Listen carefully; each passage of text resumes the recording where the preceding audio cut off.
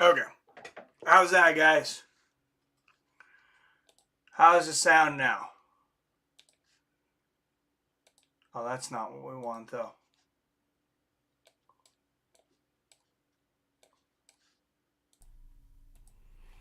All right, guys. We got sound. There we go. Sweet.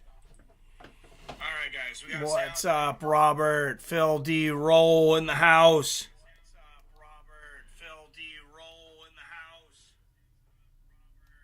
Another secret show here on Fights with Friends. You didn't know what was happening. HBO Max didn't even tell you, which is what this is on. Bellator hides shows better than anyone in the game. Some of these large corporations should hire them to hide some of their transgressions. Out of the red corner, undefeated 9-0, 5 knockouts and 1 submission, representing the United States of motherfucking America, Archie Kogan.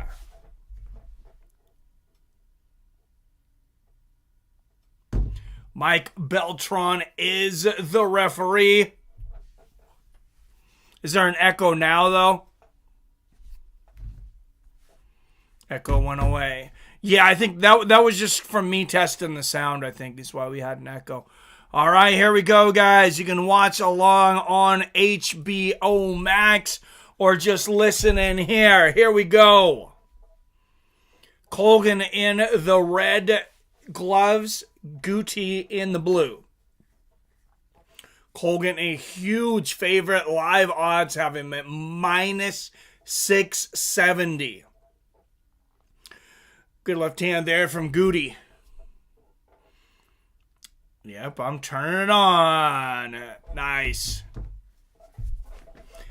Yeah, can't beat the secret Bellator show. Good left hand there from Kogan. Somebody did miss weight on this. I didn't hear who it was, but it's a catch weight of 158 pounds. Where to watch? HBO Max, sir. And Kogan with a big takedown, and Gouty trying to escape. Gets to his feet. Good knee to the backside there from Kogan. Picks up Gouty looking for the belly to back. Not quite a slam, but he gets him back down. Lands a couple more good uppercuts. And Gouty gets right back up. And what goes down must come up when you're fighting this guy. Kogan landing some massive shots up against the cage here. And beautiful sweep on the inside. Little Ochigari flips Gouty around in the transition and gets the back. There's a couple more left hands. And Gouty just doesn't learn. Gouty's going to try to get up once again. And Kogan's got the belly to back. Slams him right on his face. Oh, and 3, 4, 5 left hands from underneath. Uppercuts and hooks. Mike Beltran. Oh, man, his head snapped back. He might have to stop this one. Mike Beltran looking at this one closely. Pour it on, Kogan. You're about to get a stoppage. Little bit of effort now or a lot later. Oh, man, he could have got a stoppage here. He just can't see that Mike Beltran was about to stop the fight. Oh, big cut on Gouty. Yeah, this is very close to being stopped. Kogan just unloading in the corner with uppercuts. No submission attempt so far. But, oh, man, Gouty's face is a mess right now. I'm watching along now. Nice. Yeah, I knew you had HBO Max because you were mentioning watching the March Madness over there, Robert. All right, 2:10 left here in the first round. First fight of this main event from Paris, the Bellator Secret Show. What's up, PBR Street Gang? Hello, sir. Good to see you. And Kogan with side control working on an arm triangle now. HBO Max, one of the only streaming services I have. Also Netflix, of course. Yeah, I think HBO Max is like, it's right there with Netflix. It's probably the two two must-have streaming services. There's a lot going on Max. And Kogan dropping some bombs here up against the fence. He's still got a lot of time to get this fight stopped, but if he wanted it stopped, he should have poured it on when Mike Beltran was, watching so closely. These corners really need to have more codes, kind of like football coaches or something. There needs to be some kind of code like Zebra 81, and that means, to your fighter. Pour it on. The ref is watching. He's about to stop the fight, but you can't see him. We think we can get a stoppage here. Zebra 81. Paramount streaming service. I love it the best.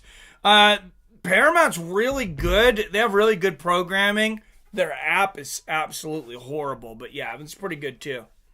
Oh, nice elbow from the bottom there from Gouty. But Kogan in complete control here in the first round.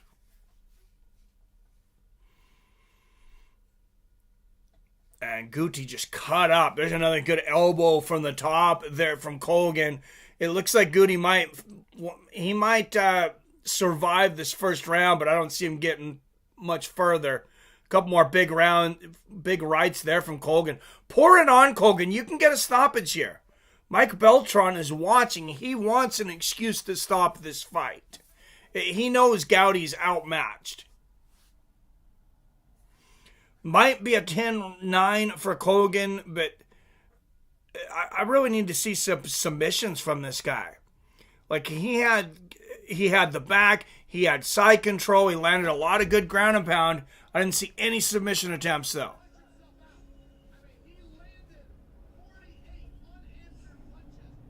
48 unanswered punches from Archie Kogan. This fight definitely could have been stopped. Mike Beltran, one of the best in the business, though. I'm not gonna question his decision making there, but I said, could have been stopped. All the shots weren't the most devastating shots. It's just a lot of them. Nice takedown and slam. Yep. Oh, got it for Game of Thrones and Sopranos. About the Sopranos box set, though. Glad they have MMA now. I've always thought this should be the home of MMA.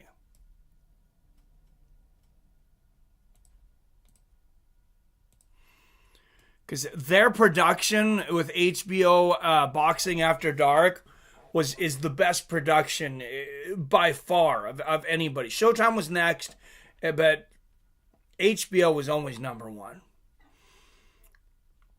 All right, big first round from Colbin. We'll see if Gouty can turn this fight around in his favor, if Kogan can finish it here.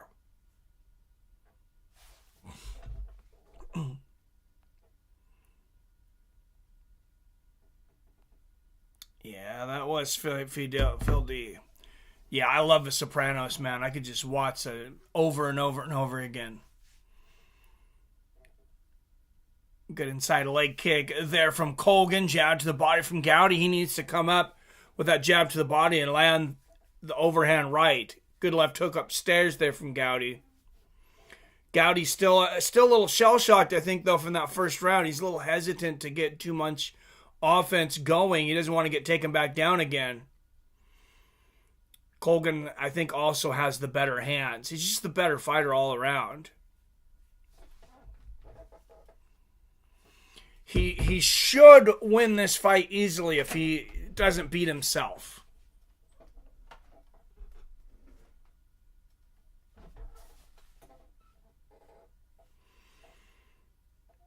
Oh, Kogan faking the takedown downstairs, lands a straight right up top, but Gouty gets a right hand over the top as well. Gouty's still bleeding considerably. He's got that gash on his forehead and one above the left eye. Looks like his corner did a little bit to get that under control, but not a lot. Oh, good jab and a right uppercut from Gouty. And there's a left hand to the body. Good left hand there from Kogan. And Kogan shoots deep. And another big slam here from Kogan, and he's got the back now. Oh, he is raining shots.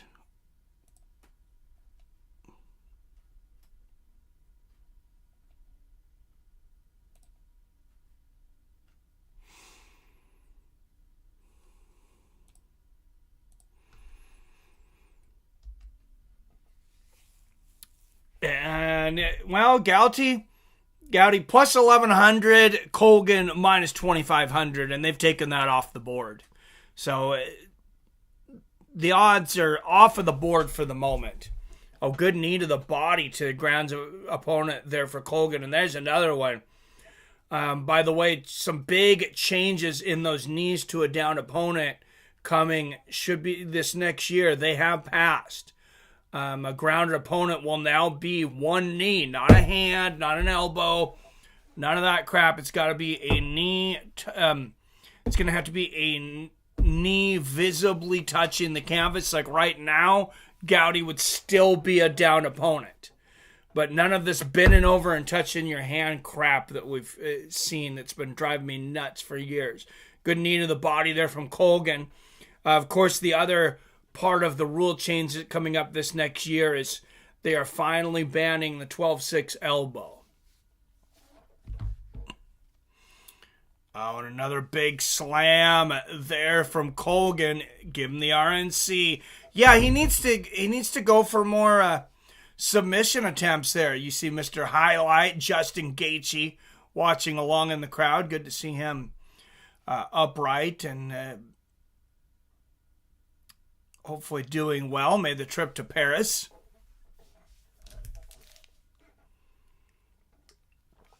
Big knees to the body there from Kogan. The old foot stomp. Yep. Oh, and more big right hands here from Kogan with 50 seconds left. But come on, dude. You got to work on some submissions. Get some hooks in here, Kogan.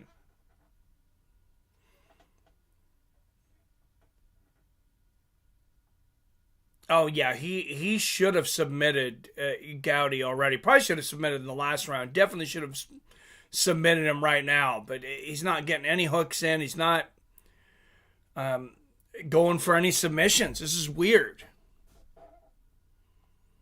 Might have some crack ribs after this. Oh, yeah, those knees to the body. When you're grounded like that, that's... those are terrifying. Those are very destructive. And I know that, guys are careful not to accidentally land illegal blows on the ground. Good elbow there from Kogan to end the second. But I think more guys need to take advantage of those knees and kicks to the body of a down opponent. All right, round 3 coming up. Let's go into the corner of Kogan.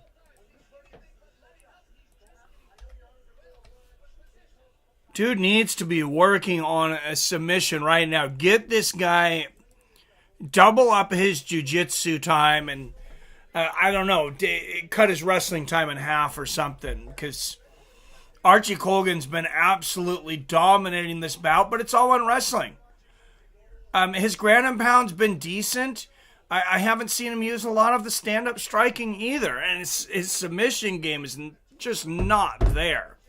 Non-existent.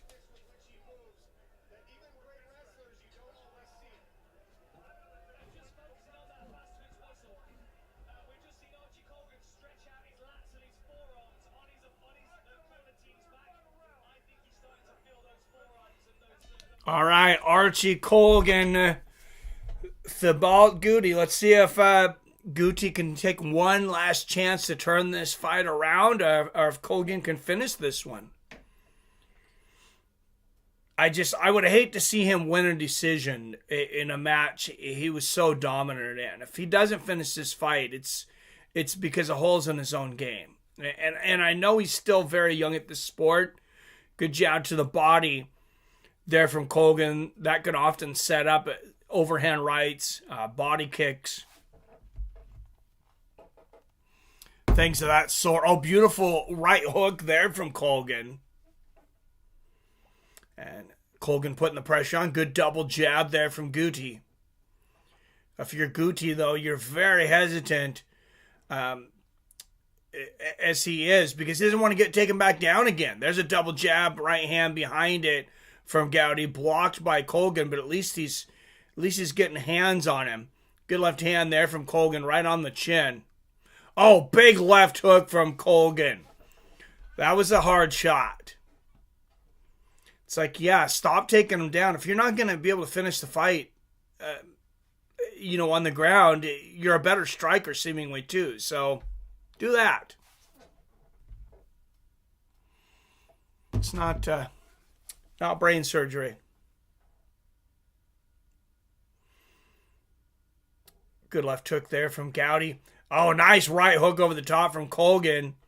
And there's a good jab from him. See, Kogan's very open for oblique kicks from Gouty's rear foot, but he doesn't want to get taken down again. And, the takedown defense of Gouty is just embarrassing. I mean, Kogan's got good takedowns, but, I mean, he just bowled in that time. He didn't even have the legs up. He just tackled him like NFL style. And Kogan has Gouty down once again. We'll see if he can finish this. He needs to take his... That's frustrating. Oh, lands a big right hook there, does Kogan. You can tell he's just not comfortable with the submission game there. All he had to do was take the right foot of Gouty with his right hand, lift it up, and big right uppercut and a left hook there from Kogan in the straight right. We may get the exciting finish we wanted afterwards. After all, right uppercut, left hook combo. Oh, Gouty up against the fence. Mike Beltran, he wants to stop this fight, I'm telling you. Another big right hook from Kogan. And there's a left hook from Kogan. Floors Gouty. Make him stand up, Kogan. Oh, no, he's raining down the ground and pound. He may get a stoppage. He's got dominant north-south right now, spins and takes the back. But as you can see, he's not trying to get hooks in. Big right hands from the sides here. He could get a stoppage regardless, but I just don't understand why he refuses to get hooks in. Gouty just absolutely defenseless, curled up in the corner here. Kogan's just been manhandling him this entire bout. You see 82 out of 107 ground strikes landed for him. Probably should stop it. I think so. Gouty gets back up. I would like to see Kogan at least practice his jiu-jitsu here, though, but Gouty's just a zombie walking forward right now. I mean, oh man, there's a big right hand from Kogan. I usually don't like to criticize Meg Beltran. I think he's one of the best, but I'm not sure what he's watching here in this fight to continue. Good left hand there from Kogan. One big shot and Gouty should be out. I mean, look at this. He's got nothing. Push kick to the body there from Gouty, but there's just nothing on these shots. Good jab and a right hook there from Kogan, and a left hook to the body from Kogan. 20 seconds left in the round.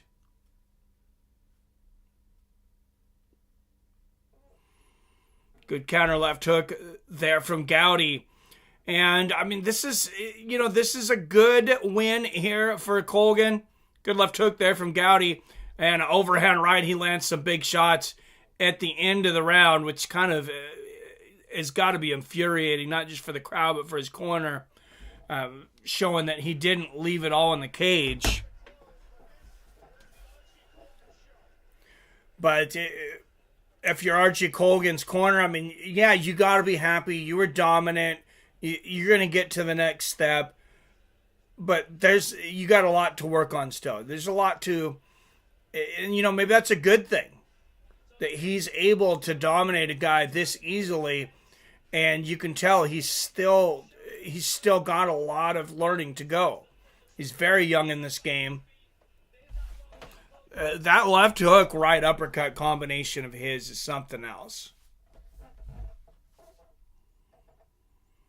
Got hard, though. Too much hard. He's about to get cracked. Yeah. And, either his corner should have thrown in the towel or Mike Beltran should have thrown in the towel. And some of these corner guys, it's like somebody needs to talk to him and be like, hey, we know, you don't want your guy to get a loss because that's your meal ticket. Like, that's their gym. Oh, we got this guy in Bellator. We got this guy in the UFC. He's never been finished. He's never, or maybe he'll come back at the last moment in some of these bouts where there's a win bonus. You got to think about the future and, like, how is this affecting this guy going forward? Not just for him, but for, if the gym's looking at him as a meal ticket, don't spend it all in one place. Don't let your guy get beat up unnecessarily. And this should be 30-27s across the board unless there's any 10-8s in there.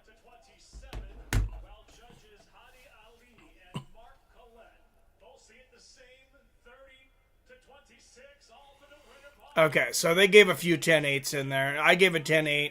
I agree with 30-26. I gave a 10-8 in the first round as well. Some booing here in France, of course, beating the French fighter, but it is what it is. So it's Gouty that missed weight. Let's listen to his interview here.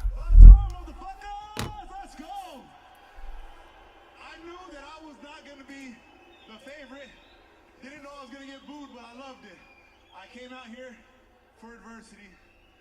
I came to his home crowd, got booed, got the adversity I wanted, and then to top it off, my opponent missed weight. I saw some adversity. That's what I came out here for, so I'm really proud of myself, proud of decisions I made. When you work as hard as I do, and you do all the things right, it's easy to be confident in yourself out here. That's what I did. Head coach Mark Branch at the University of Wyoming and all the team are sitting there watching you tonight. They're very proud. Mark said, make sure you give me a shout out. I thought maybe Archie'd like to give his old coach one himself. Yeah, shout out Coach Branch. A motto I live to every single day. I learned from him. Just control what you can control. And that's how I live my life, baby. All right, ladies and gentlemen, with 2 10-8 rounds, give it up for your winner, Archie Kogan.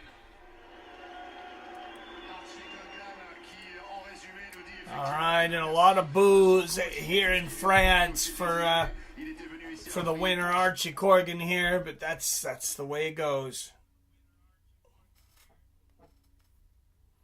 Watching your ads, Mike. Be right back. All right, thank you, Robert. Appreciate that, man. I am back. All right, HBO Max in the States, DAZN, I guess, over in Europe. This is on DAZN.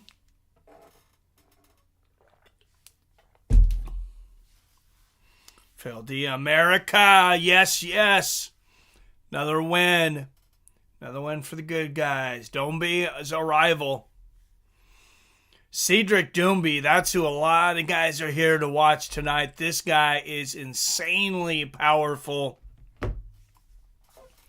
What's in the bottle there? He's got some kind of milky substance there.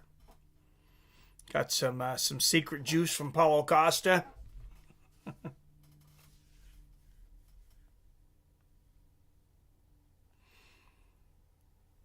All right, odds much closer on this next one. Yves Landu and Jonas Billorino. Jonas a minus 205 favorite. Yves Landu plus 170 on the underdog money. And there's Anthony Showtime Pettis hanging out with Tyron Woodley.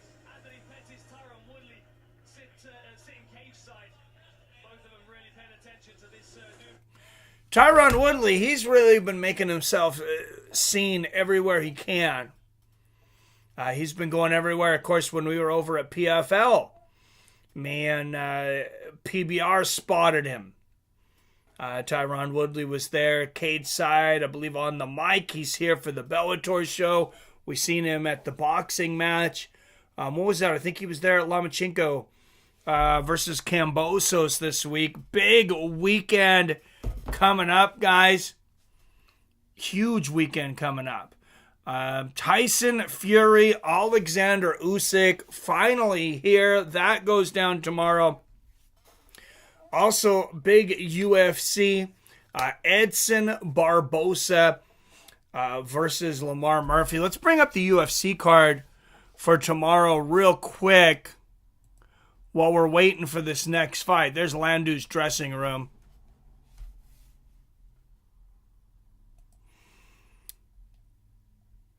But I'm going to bring up this Barboza-Murphy fight next. Starts at 4 p.m. Pacific. I think the boxing match is actually going to be the early one tomorrow because it's on the other side of the world.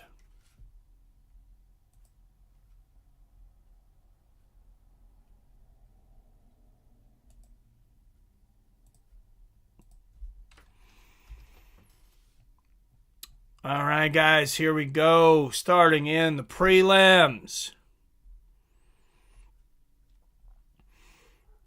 Emily Ducati should easily win that match. Abus Magomedov returns against Warley Alves. Even at minus 285, I like that bet, by the way. Victor Martinez, Tom Nolan. Victor Martinez is a live underdog, guys. I'm saying it right now. I don't know that he's going to win, but that's going to be a much harder fight than what the odds say, in my opinion. Angela Hill returning. She's on the main card, taking on number 9 women's strawweight, Luana Pinheiro of Brazil. Adrian Yanez, my homie. This is one of my favorite up-and-coming fighters. This guy, kill or be killed attitude, really brings it every time, taking on Vinicius Salvador. Sleeper fight here. Themba Garimbo and Ramiz Brahimaj, guys, Zimbabwe, U.S. This right here could definitely be the fight of the night. And Garimbe at minus 135. I think those odds are going to get much, much wider. I like Garimbe in this fight. Chaos Williams and Carlton Harris. Another good fight. Chaos brings it every single time. Carlton Harris of Guyana. I don't know a whole lot about him, so I have to look more into it. That's our co-main event, though. Of course, main event, Lerone Murphy, Edson Barbosa. Guys, I like another underdog on this one. I like Edson. Edson, I believe, is very focused. He talked about going in this next fight. He's talking about a last title run of his career. I know he's 37. I don't know if he's going to be able to go on a title run, but he seems very focused for this fight. March says Fury, and my brain says Usyk. Yeah, I don't know, man.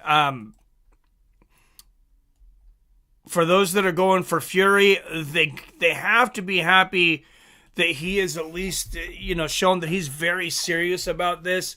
He's in his best shape since he won the championship originally from Klitschko. And Yves Landu, Jonas Billorino, tail of the tape, France versus Brazil. This is in the featherweight division of the Bellator Championship Series. 3 5-minute rounds, of course. These Bellator Championship Series. The next one will be June 22nd. I want to say there's like 9 this year. And there's multiple championships on the line for each event. What's up, Adam from Allen? Working but listening. Thanks for listening, brother. Good to see you. All right. Jonas is a former Jungle Fight 2-weight champion. Bantamweight and featherweight Jungle Fights. I mean, they've had some good guys come out of there. I mean, Anderson Silva took a stop over there. There's been a lot of really good guys that have been inside the Jungle Fight cage. So for him to have championships in 2 different weight classes, that ain't nothing. And he is, just about a 2-1 favorite tonight, minus 205, and I agree with that. I think Jonas should take this one. All right, 9 up in the chat. Don't forget to hit that like button. If you're not subscribed for some reason, make sure to hit that subscribe button, guys.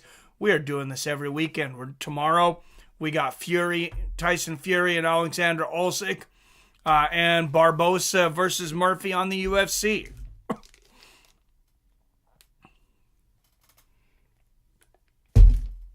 And here comes Yves Landu. All right, guys, hit that like button and hit that share button. If there's 3 places you can share this in, I would very much appreciate it. Yves Landu, currently on a 4-fight win streak, 29-fight veteran, 6-time Bellator veteran, 5-1 in Bellator. This should be a very competitive fight.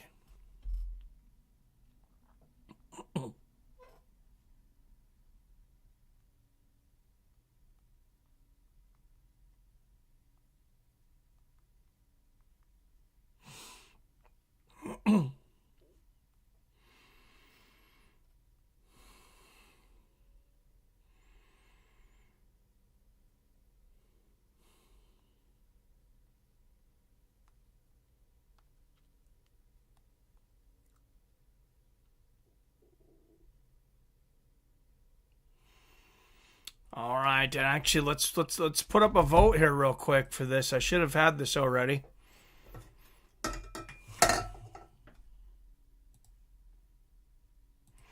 So sorry about that, but we can pad our record a little bit here.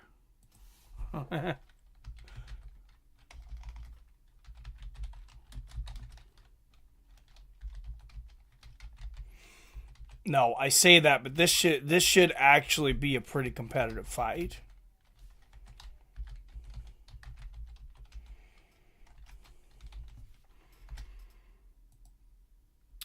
All right, guys. Sorry, that won't give us much time to vote.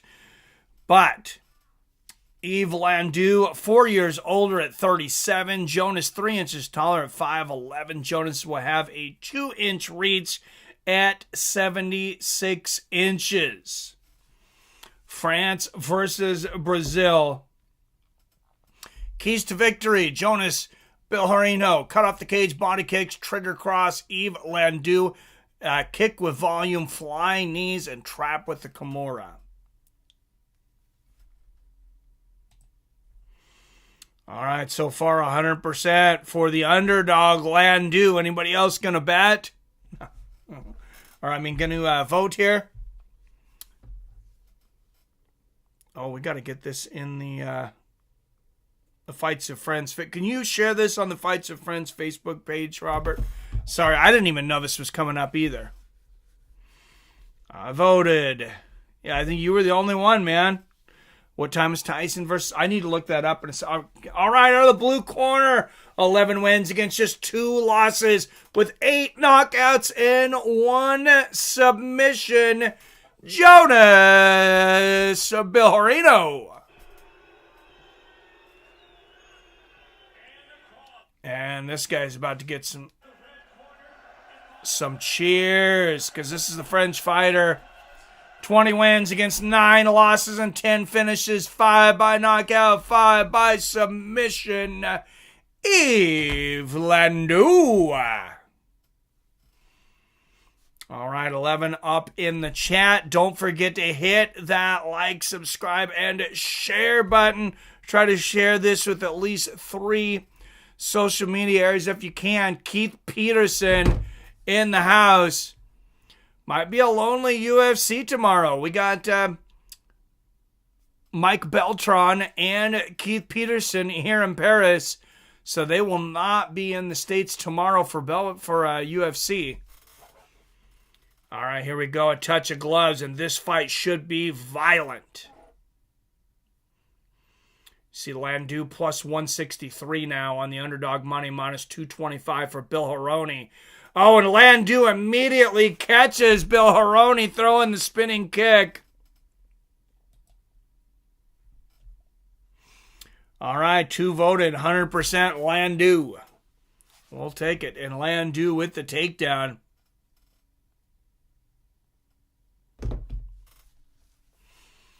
Man, maybe you guys should have bet. You could have gotten 2-1 money. Not to say that Landu's going to win this, but he is in control right now. Landu moving to side control, looking to land some elbows to the rib cage. Both voted for Landu, apparently. Yep. Just posted on both groups. Thank you, sir. And I just posted it to the Twitter, so... And Landu on top moves to side control up against the fence now. Hopefully he's got a little more ground game than we've seen in the last bout with Kogan. Kogan's quite the talent, but yeah, he really needs to work on his land game. Or shoot, ground game. Come on, Landu, let's see some elbows. Landu smash. Oh, he's going for a Kimura here. He does have an excellent Kimura. Not the most used weapon at this level of MMA, but he's known for having one of the best.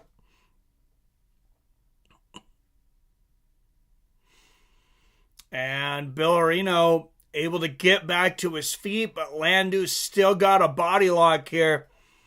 Oh, I think he's going to pick him up and bring him to the center of the cage. I have a feeling. He's going to rest here. He's going to hold him for just a second. Now he's about to lift him up. Oh, good knee to the body there from Billorino. Now let's check in to the live odds.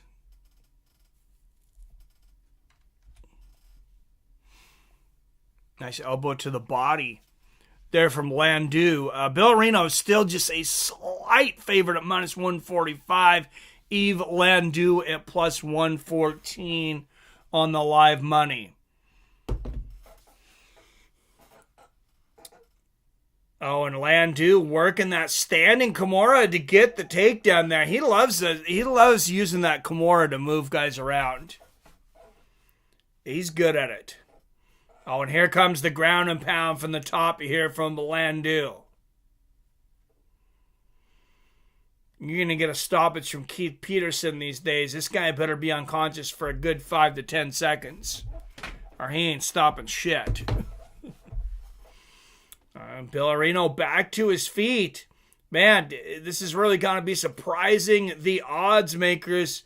I really don't think they expected Landu to be dominating Billorino in this first round, but he's been on him like a glue trap on a rat.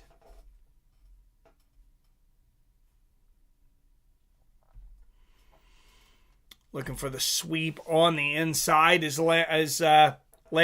Good knee to the body. Oh, that was a nasty knee to the body from Landu.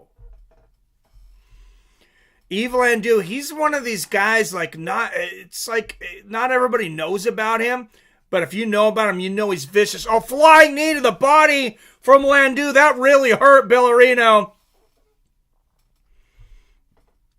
And a flurry of shots here on the ground from Landu. Absolutely dominant first round here for Yves Landu. He's one of those guys from back in the day, the guys that are really into MMA, really know the underground scene, they have a lot of respect for Yves Landu. But not everybody knows who he is.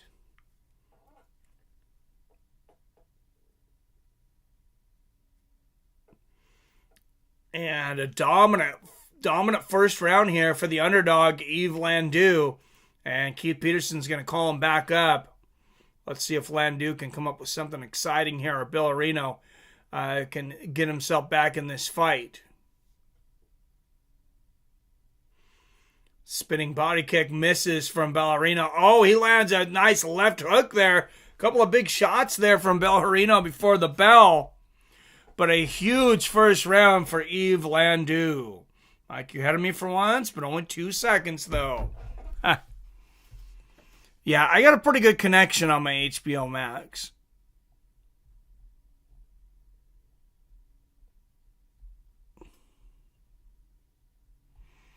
That's amazing, though, that I'm ahead of you with the YouTube lag.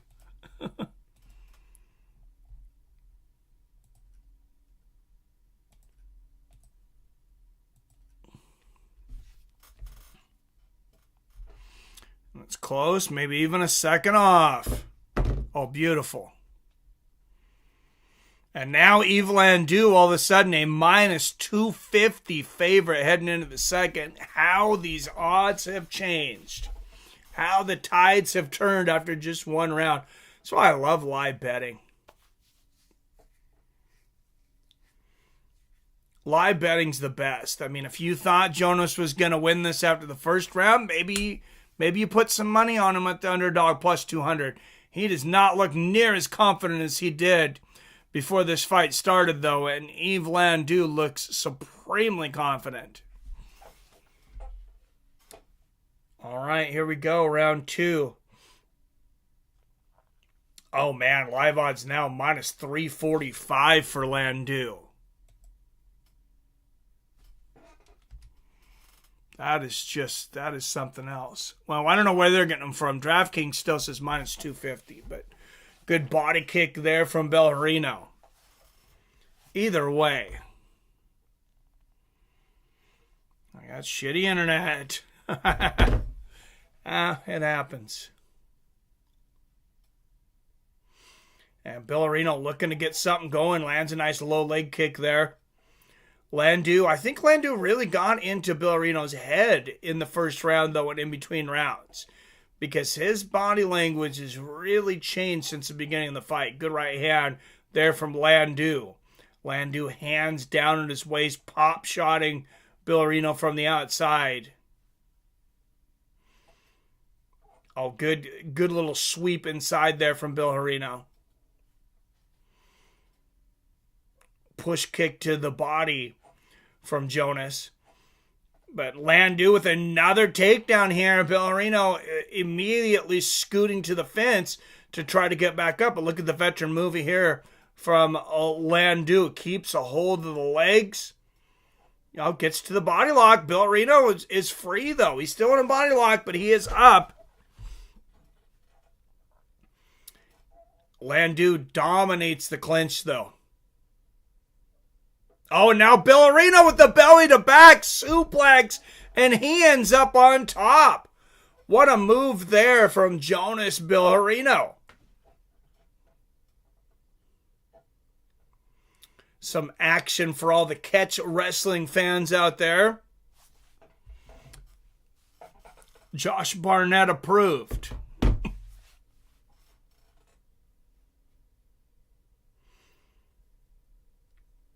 And it's now Yves Landu fighting to get back to his feet as Billorino working the good hooks in here. Good defense here from Landu, though. The way he's got his knee and his elbow in, he's blocking Billorino from getting that second hook in. He's also blocking him from any submission attempts here, where you see how he's isolating the right arm as well. And Landu is up, and he did it safely. He's still kind of all tied up on the fence here. But some veteran techniques there from Landu to keep Jonas from going for any submission attempts.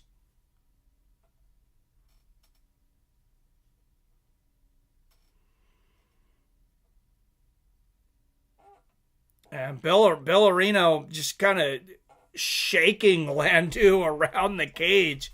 There's a little bit of a shoddy technique here, but just trying to manhandle him.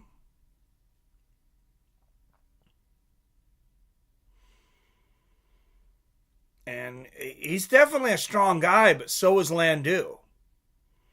And Billorino now with the low crotch. Oh, man, look at that. Look at the reversal by Landu. And he lands in north-south dominant. He's going for an armbar.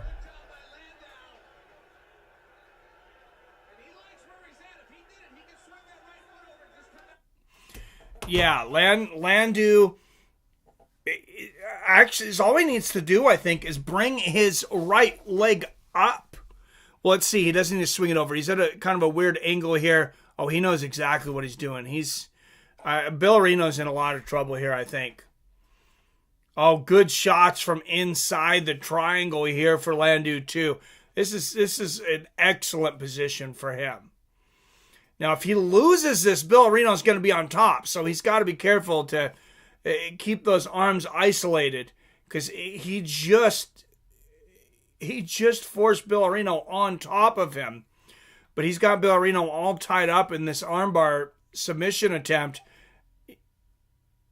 and Billorino just decides to stand right back up. He's going to throw a couple of kicks on the ground here. 10 seconds. Oh, what a moment there for Eve getting back to his feet. Good straight right there from Eve. But the handspring there showing off the athleticism. Much closer first round. After 2, it could be 1919, but I'm going to go with 2018 Eve Landu.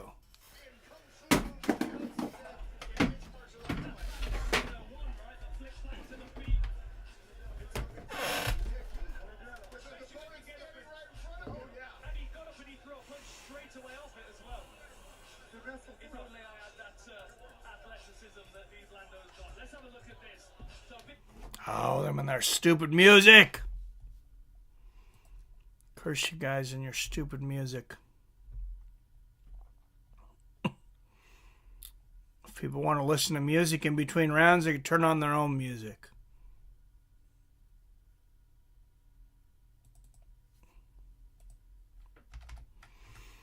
All right, don't forget Cash App, Seattle Mike. Super Chat also available. PayPal. The veterans know, but anybody that's new, this is an independent channel.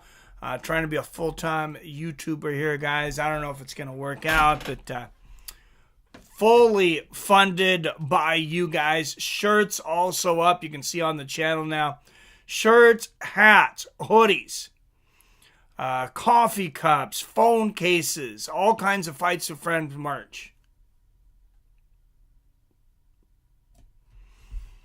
All right, touch of gloves, and here we go. Good sportsmanship shown by both fighters heading into the third round, and immediately Landu goes for a spinning wheel kick. Good push kick to the body there from Landu. How do you have this fight, Robert? Did you see him do a kid up to feet like a kung fu movie? Yeah, that was sweet. That highlight needs to be saved somewhere. Oh, good body kick there from Billorino.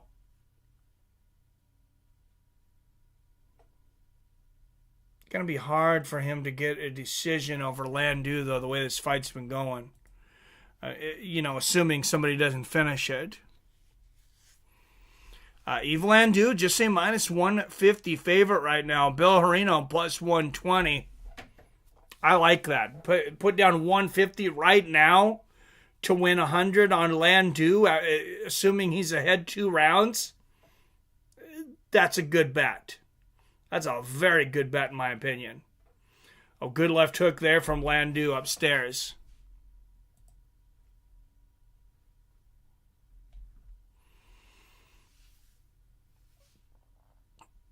Oh, Billorino swinging for the fences. Landu's going to duck down. Billorino maybe with a elbow to the back of the head there. Lands a good knee, though.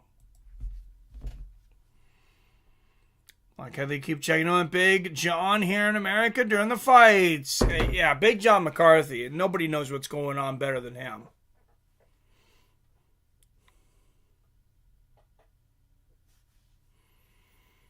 And Billorino getting to one leg. All right, got both knees up. Landu ready to take him for a ride here once again, though. Let's see if he goes for the takedown again or if he's going to push off. You see Billorino's got him tied up a little bit with that left underhook.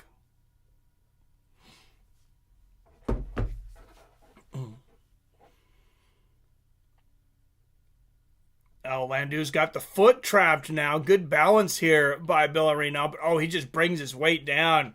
Sometimes the shortest way is the easiest way. He's like, I don't want to get too fancy on this. I got the foot up. I got space. Let's just drop my body weight, see what happens. And Billorino certainly was not expecting that. Gets him down again, but now Billorino back to his feet. And Landu, the veteran, just using Jonas Billorino's body weight that time to make him bring himself down to the ground. Judokan all around the world are proud there. Landu was fighting it. He's like, fighting. Billorino's like, oh, that's the direction you want to go? Here you go. Oh, Billorino's exhausted right now, too. And he gets back up one more time, but Landu going deep for the double leg.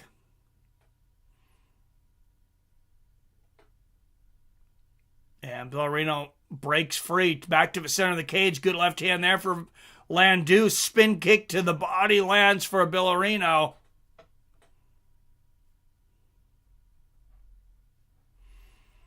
Oh, good exchange of shots there. Both these guys just having a blast, too.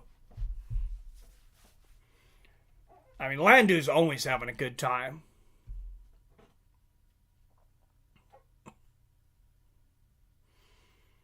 Good inside leg kick there from Eve. Oh, another right hand there from Eve, showing off that speed. Good right hook to the body from Jonas. Jonas he's just had a hard time pinning Landu down today. Oh, a great combination there from Landu. Ends it with a head kick. 30 seconds left in the fight. Oh, another good right hand there from Landu. Landu, he's got that like kung fu kind of style that's interesting to watch. Good side kick to the body from Landu and left hand upstairs. Oh, good straight right from Landu. Billorino, man, he was just confused in this fight. And a little kick to the jaw, side kick to the jaw from Eve here in the third round. And great performance from the underdog here, Eve Landu. 30-27 on my scorecard. All 3 rounds, Eve Landu. Good pick, guys. Good pick. There was a number of things in that fight, from an X's and O's, that broke a lot of rules. Even the way Landu was getting backed up, but he was still the one landing the shot. All right. 3 more fights left here, guys.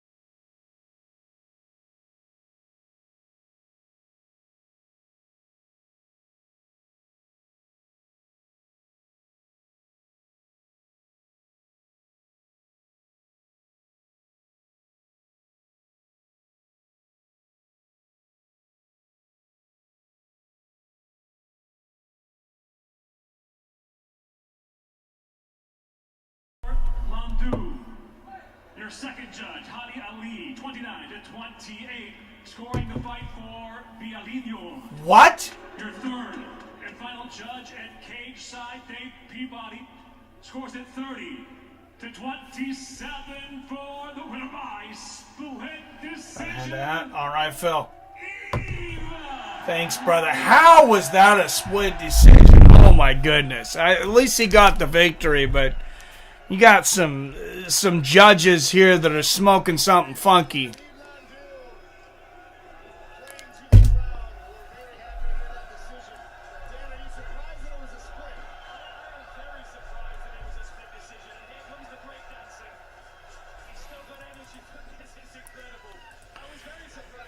Eve could have fought 5 rounds here. Even if you felt like it was a competitive fight, 2 rounds won is a unanimous decision for me.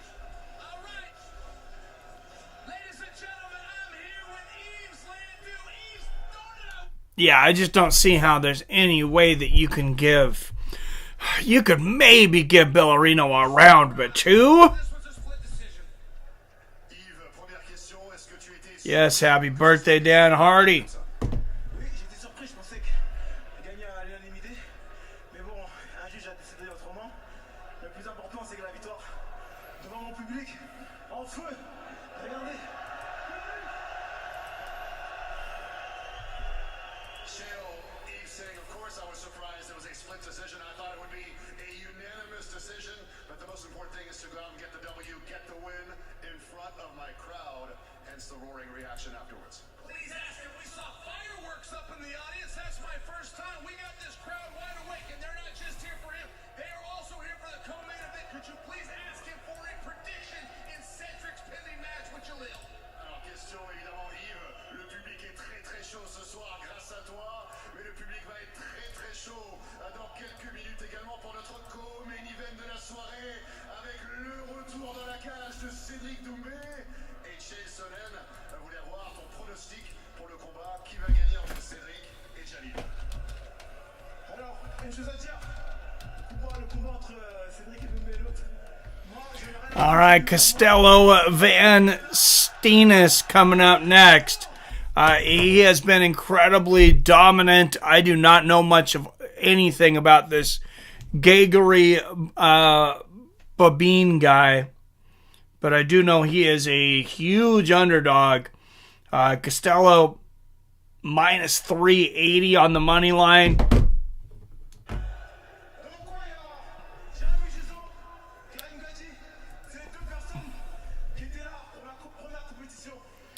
Check him out. Breakdancing, handstands, windmills, flare after going 3 rounds. Not to mention, huge backflip off the cage. Dude's athletic. Yes, he is.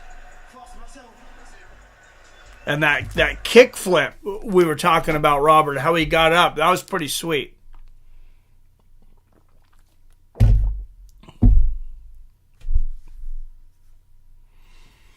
All right, vote up for the next fight.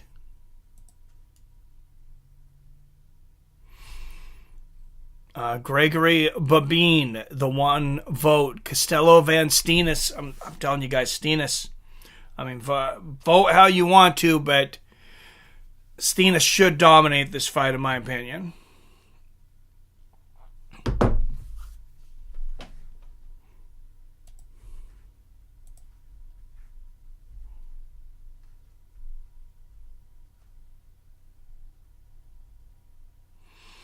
All right, there's Babin's dressing room. That man, Gregory Babin, is on a huge win streak. Warming up in the back. A #1 contender matchup at 185 pounds. 40 years old and on the biggest hot streak of his career. All right, Babin, can he keep it going at 40?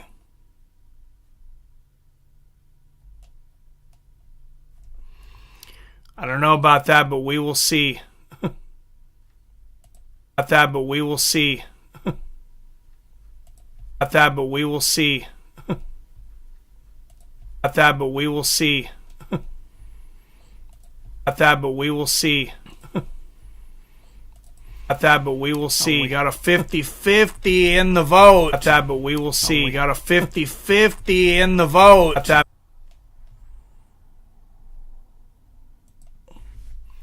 All right, one vote apiece, guys. Who's going to be the tiebreaker?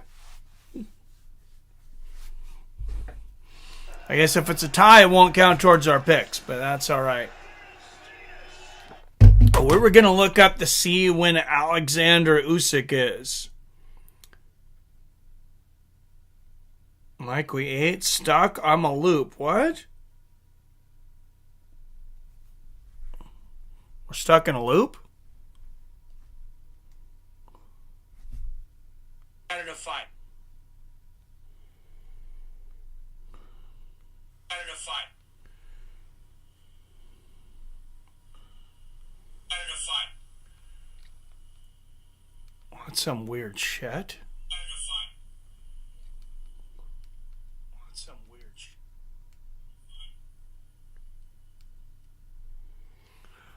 Man, I was wondering why we lost just about everybody. That's strange. Let me know if that are we good again now? Man, this is... I don't know if it's my computer lately or OBS or something. I guess I need to... I don't even know what to change anymore. I thought I'd fixed everything with the computer. I wiped a bunch of crap, reloaded OBS. All right. Hopefully it's still good. Man, it could be YouTube, I guess. I don't watch a lot of the streamers. I don't know how often that happens on other streams, but... freaking strange.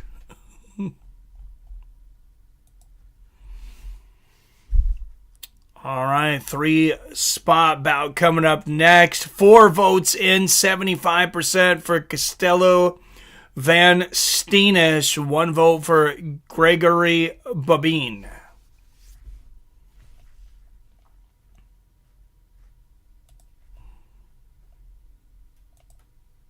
And some Bellator classic moments. Bellator 282.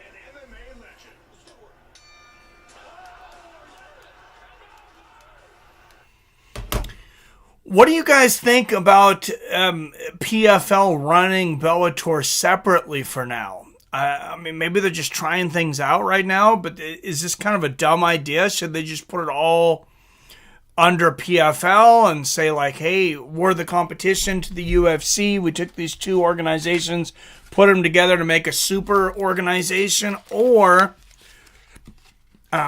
is it better to run them as 2 organizations like this? Obviously, Bellator, they were getting some Showtime money. Now they're getting some HBO money. PFL's getting that ESPN Plus money. Over in their Europe series, though, they're over there getting some DAZN money. So the thing with PFL is I feel like the way that they're going to make money and the way that they're going to make it, they might actually have a good game plan. It's an international approach. They're spending as much or more of their time in Europe than the United States. I think they're kind of like, hey, UFC pretty much has the States locked up. Let's see what we can do in some of these other countries. Thought we're in the Matrix for a second. You glitched the II program we're living in. No, I don't have control of the simulation, unfortunately. Next guy in line is Babin. Gotta knock him out again. And then whoever wins this fight gets these hands as well. There's Johnny Eblen. All right, the winner of this fight, this middleweight bout, has the unenvious task of facing Johnny Eblen. I mean, man, do you even want to try to win? I know these guys do, but that is not a fun night fighting Johnny Eblen. This happened in fights. I got caught with a good punch in the second round. But other than that, I dominated the whole fight. There was just a moment where it wasn't going my way, but when you're a champion, you find a way to dig yourself out of that hole and to come out on top, and that's what I did. I did it at the end of the round. I ended up on top, and then the third round I dominated. All right, Johnny Eblen talking about some of the controversy he faced in his last match.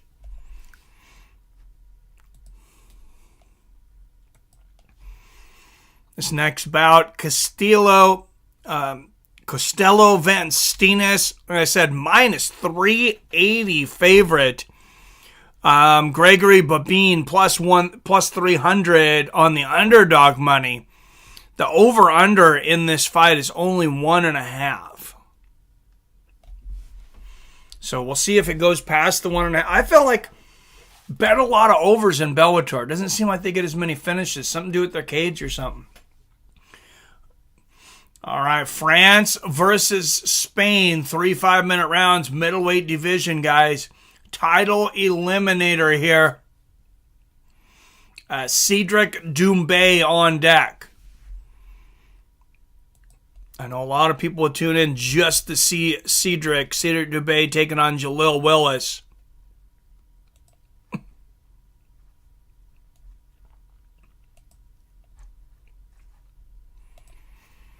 And I'm going to go ahead and end the poll for this one so we can get the next one up. Damn, Mike, I was hoping you were the man behind the curtain.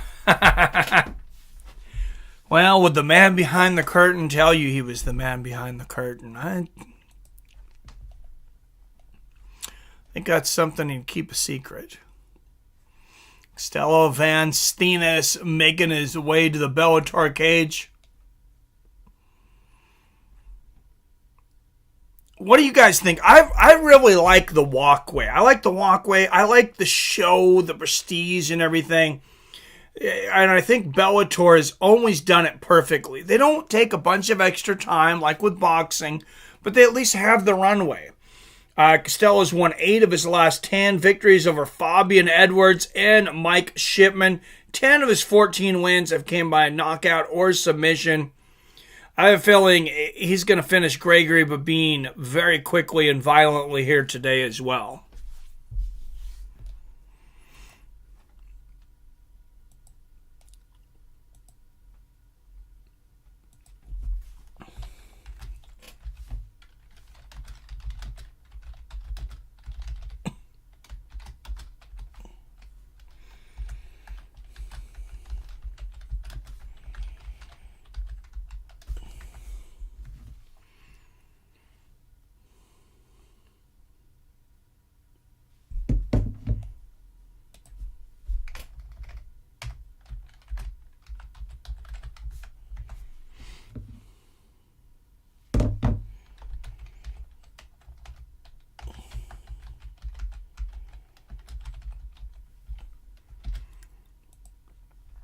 All right, vote for the next fight. Poll for the next fight is up now.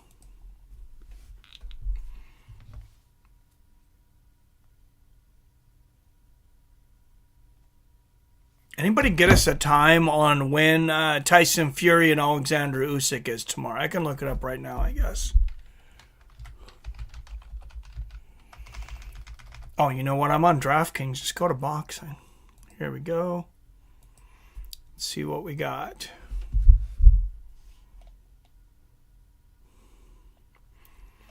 All right. Fury and Oleg are scheduled to enter the ring at 3 p.m. Pacific. So perfect. UFC doesn't even start. Main card starts at 4 p.m. Pacific. So that should work out great.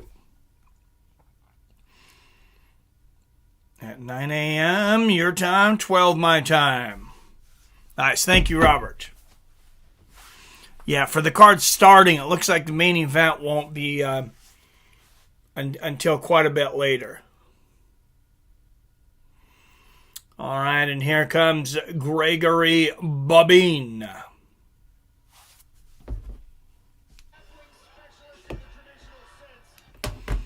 All right, Babin on an 8-fight win streak, 5-0 in Bellator overall, all first-round finishes, 20 wins via knockout or submission. Both of these guys on incredible hot streaks, and hey, that's why they're fighting for a chance at the King, Johnny Eblen.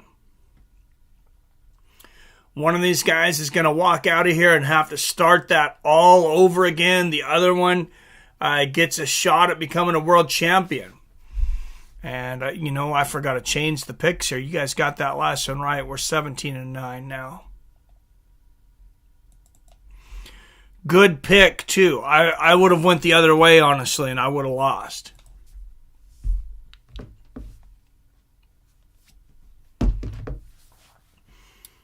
All right, Gregory Babin. Making his way down the Bellator walkway. Oh, and you see there, I don't know if that's a Europe thing or France thing or whatever, but there are not fans like close enough to the walkway for him to be able to reach out and give high fives and things. It's all media on that walkway.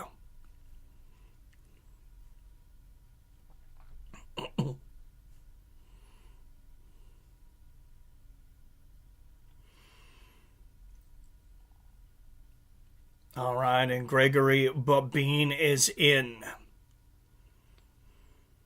Babin, 9 years older at 40 years old. Costello, an inch taller at 6'1". Costello have a 3-inch reach advantage at 77 inches in this Spain versus France matchup.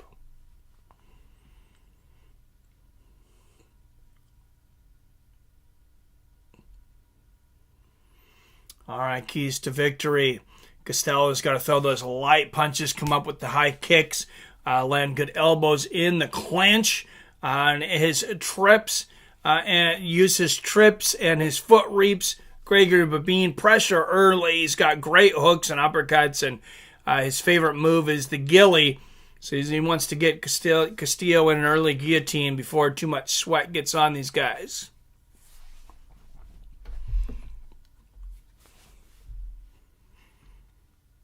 I know Costello is anticipating that, so I'm sure he's got as much Vaseline around that neck, head, and face as is allowed by law.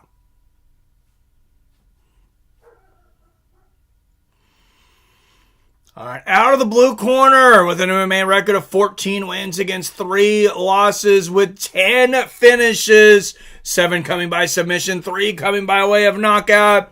Costello Van Steenis.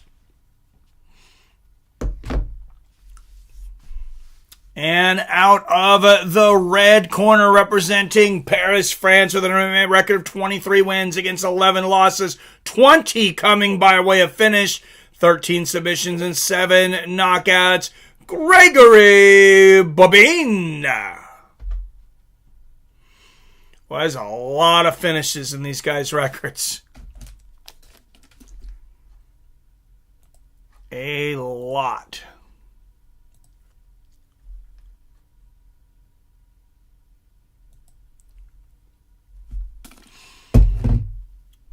Mike Beltran, referee here again, so they are not walking out till 6 p.m. my time, so I see 3 p.m. your time. Yeah, that's what I'm seeing, Robert, as well. So, and not bad timing. All right, here we go. A touch of gloves and round 1. And Babin coming forward with that Kung Fu Jeet Kune Do style. Van Steenis should just throw a push kick to the body right now, I think. Good combination of the body from Babin.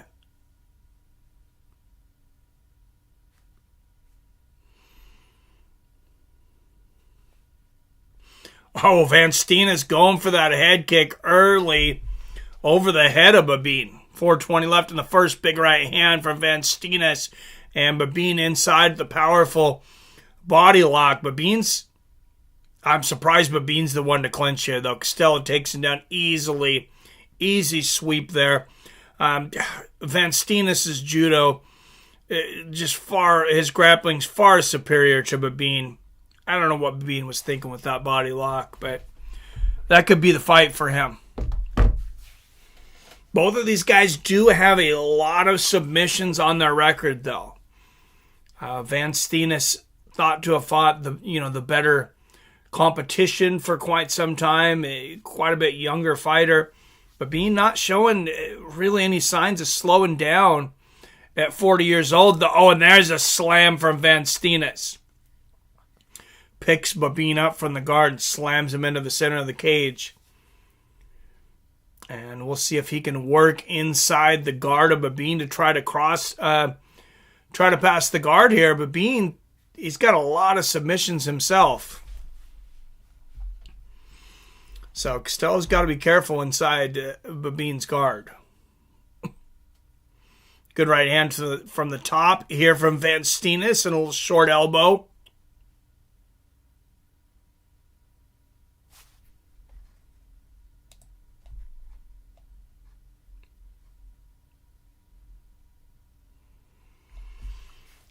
Oh, here's a triangle attempt for Babin.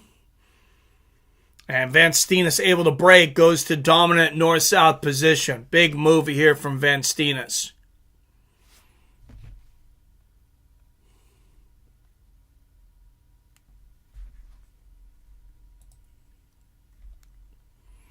Well, that was weird. We just went from 10 people in here to 3 in 1 second. It just snapped.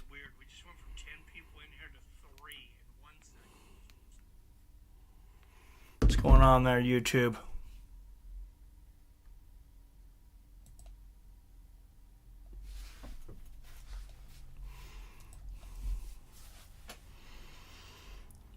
All right, Van Steenis in dominant side control here. Nice elbow to the solar plexus from Van Steenis. I know he's really wishing those 12-6 elbows were legal just a little bit earlier. Good left hands in the clinch here from Van Steenis. Just dominant side control. We'll see if... Oh, a couple nice elbows here. He's got to be careful about the 12-6. But that's more of a 3-9.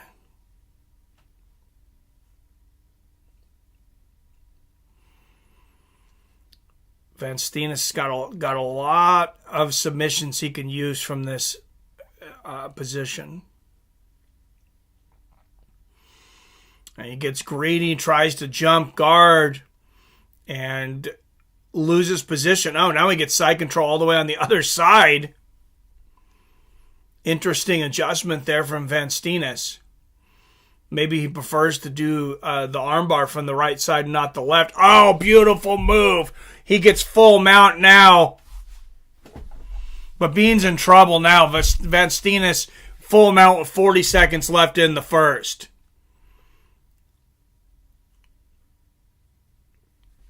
Yeah, but Bean is in no man's land right now, and he is getting pieced up.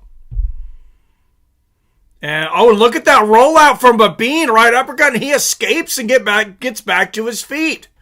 What a transition from Gregory Babin. Beautiful left hook from him and a good knee to the body from Babin.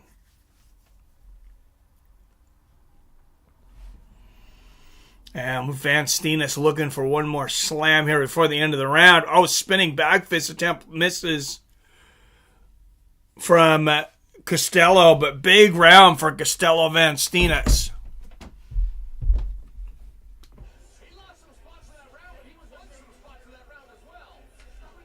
Had full mount there for a moment. And like I said, I would have taken the over-under. I would have taken the under on a round and a half. Bellator matches, I would pretty much always take the over.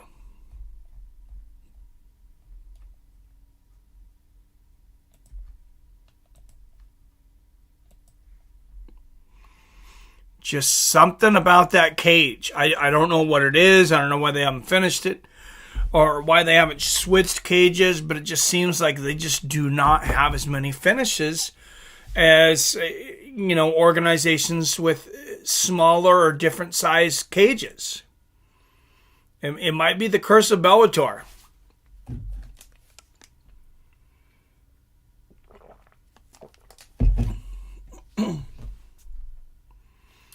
Maybe that's why Ben Askren was able to survive for so long.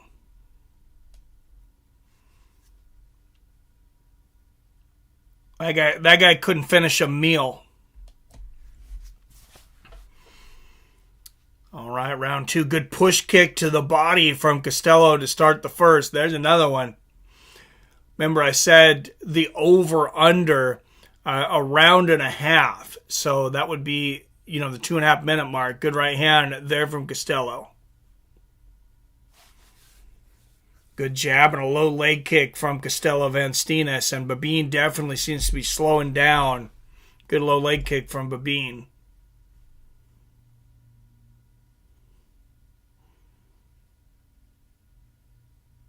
Babin needs to stop the Jeet Kune Do dancing there, though, and throw more shots. Needs to be busier.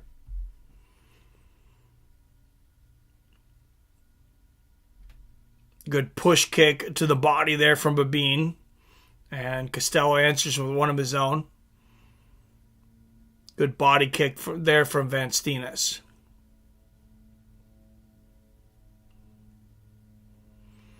Good front leg kick from Babin. Eats a right hand, though.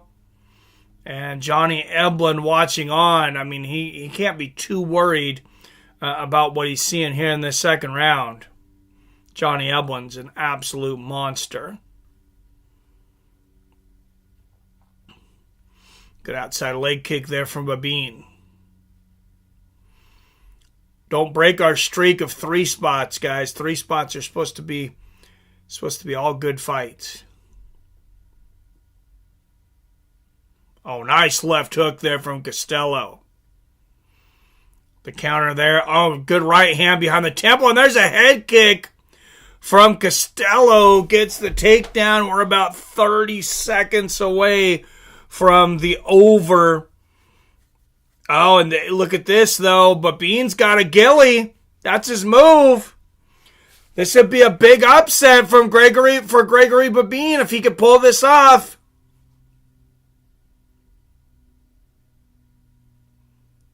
And that's it.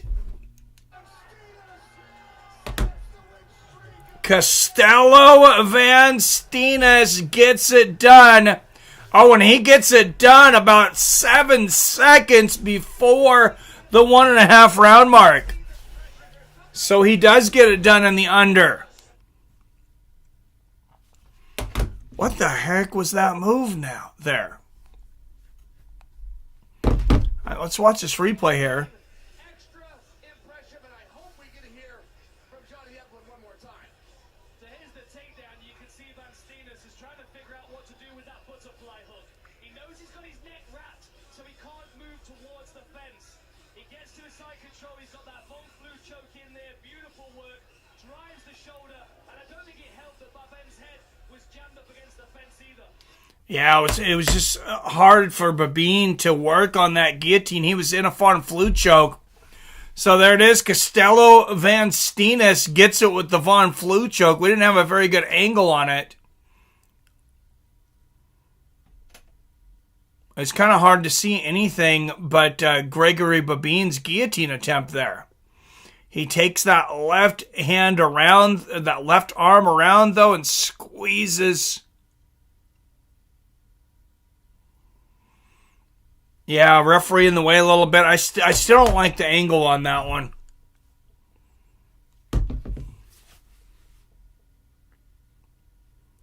There's a little better angle. Just hard for everybody to tell exactly what was happening there until Babin tapped.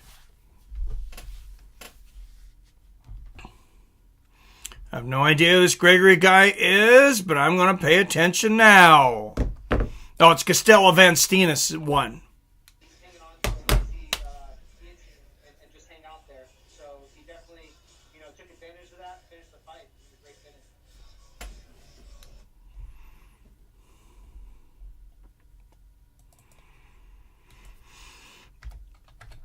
All right, co-main event coming up next. Cedric Doumbe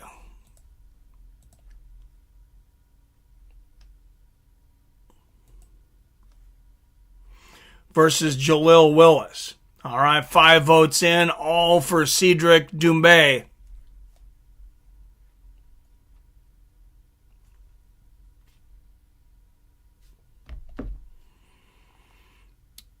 Oh, that's what I meant. I'm drunk. That's why we call you the drunk in charge, I guess.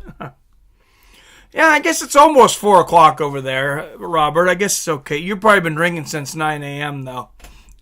Time, 2 minutes.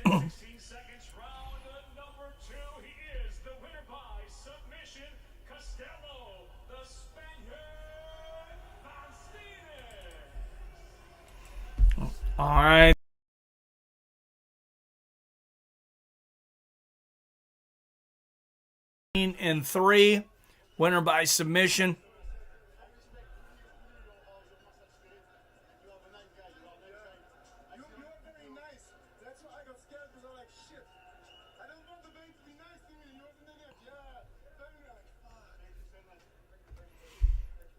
All right, good respect shown from both fighters.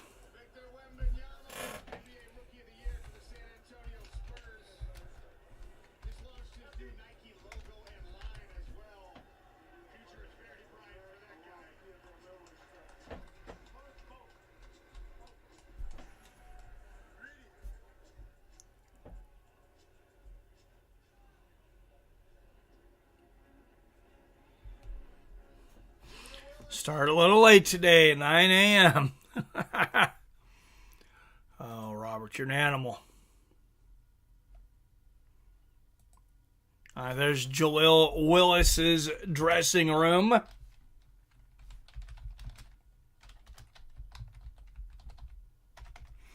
Will it really matter what he does against Cedric Doumbe? Cedric's a monster. All right, 6 votes. 100% of you voted for Cedric Doumbe. Let's end that one and get the main event poll up here. Patchy Mix defending against Magomedov in the main event.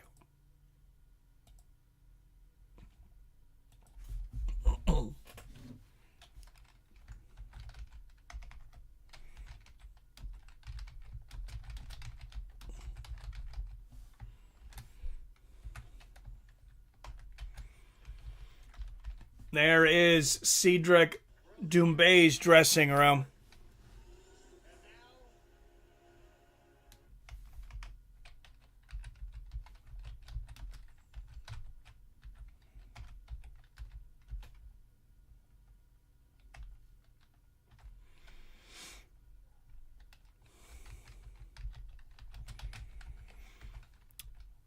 Patchy Mix defending his title in the main event against Magomedov.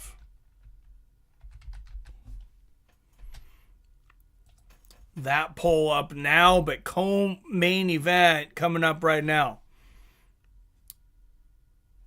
If you're running Charger, all right. Thank you, Robert.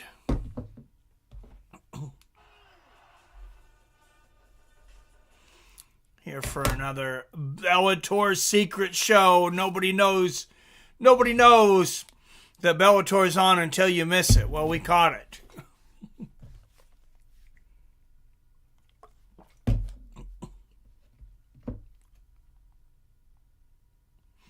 course, they are building a big following. Bellator and PFL, they are slowly, quietly building a huge following in Europe, in Saudi Arabia. Of course, for the regular season, you still have, PFL matches here, but they're definitely diversifying around the planet. And I think that's the only way to take on the UFC at this point. Like, you got to go international to survive.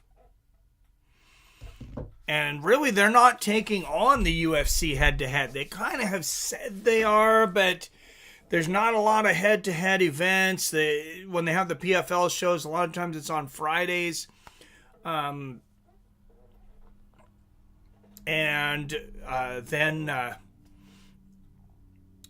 even Tuesdays and stuff sometimes. UFC off weeks. That's something that Bellator wasn't very good at. A lot of times they would go head-to-head with UFCs, and then they wouldn't have events on UFC off weeks. I mean, it was just a very strange strategy. I hope PFL sticks around. I hope they do a better job of doing that. And even though we really didn't know this was going on, at least it's not competing with the UFC.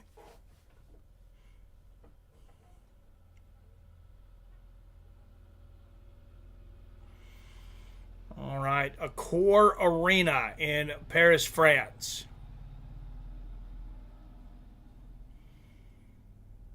Man, wouldn't it be fun to just travel around the world to all the different fighting events, all the big boxing matches, all the big MMA matches. And you see Bellator Championship Series. Catchweight next, Cedric Doumbe, Jaleel Willis, 175 pounds. And then the main event, Patchy mix and Magomedov. Sean O'Connell, Chael Sonnen, Dan Hardy.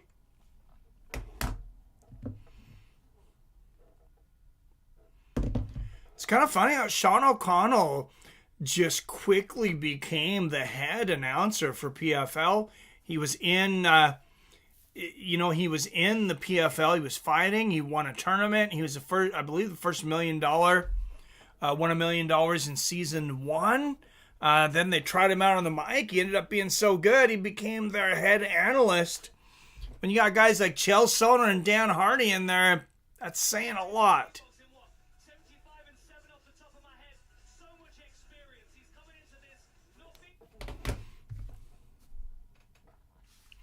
He was the first tournament winner, yes, and yeah, who would have known that he would have been so good on a mic? But he's done a great job there. Of course, Chael Sonnen, one of the best color analysts out there.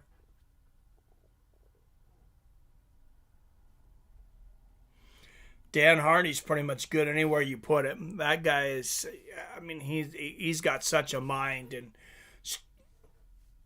it's the UFC's loss for getting rid of him, that's for sure.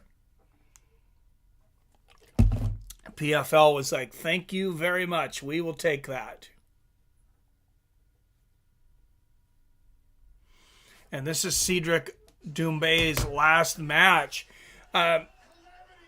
So he stepped on a splinter somewhere. He had a splinter in his foot, and he kept on trying to tell Mark Goddard, he's like, hey, I got a splinter in my foot. He goes, you got to keep going. We can't stop for the splinter. He mentioned it again, and Mark Goddard stopped the fight.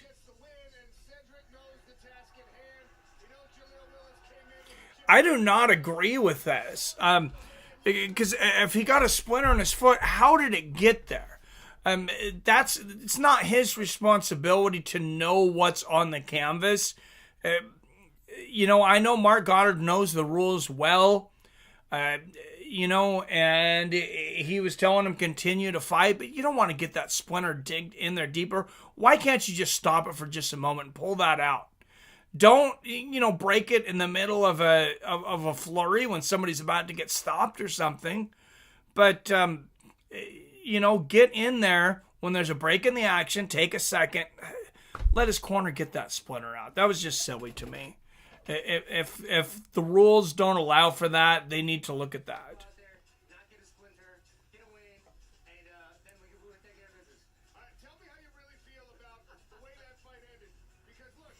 All right, I would like to get Anthony Pettis' opinion on this. The highest highs and some of the lower lows in your career, but you watched a guy who everyone was expecting big things from, and that controversy and the stoppage, like you said, because of the splinter, it was a technicality, it was a misunderstanding of the rules, whatever it is, it goes down as a loss.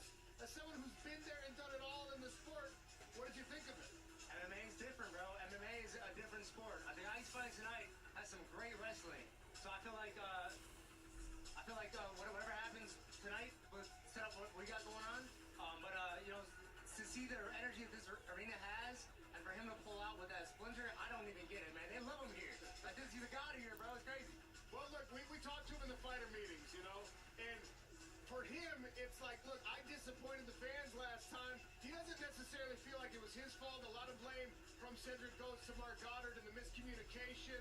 And we've talked about that with Big John. We've talked about that with everyone. At the end of the day, it was the right call, and it's just one of those things. So how do you bounce back from something like that? Because it's not a loss. It's not getting knocked out. It maybe was. If that is the right call as far as the rules, though, I feel like that's something that they need to look at in their rules meeting. And there's still ongoing. There's a huge meeting between the commissions right now on what rules are going to change this next year in MMA. I already talked about the downed opponent is going to become more clear. Guys aren't going to be able to just touch the canvas and be considered a downed opponent. The 12-6 elbow, that's going to be completely nixed. That law, thank God it's about time. So maybe they need to look at, a fighter, something happening that is beyond their control that you can fix, like in boxing. And in MMA too, if there's ice or water in the canvas, like they got to hurry up and clean that up. They don't allow them to keep fighting with ice or water on the canvas. Why would you punish a fighter that stepped on a splinter? And I'm not saying you're the toughest guy in the world if you can't fight with a splinter. I can see the other side of it too. But why don't you just take a second and take that splinter out? It just seems ridiculous to me. Whereas PBR, isn't he a huge Dan Hardy fan? He is, and I'm sure he's listening, but he's at work. What's up, Professor Chaos? Does Manel send Mikhaev to the Shadow Realm, or do you trust Mikhaev's wrestling? Well, it's hard to say, Chaos, but Manel Copy, he's got to show up first. He keeps dropping out of fights.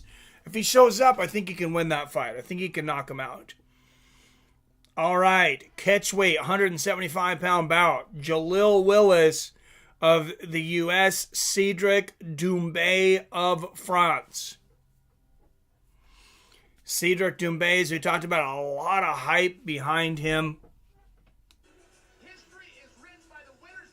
I'm not sure why this is, why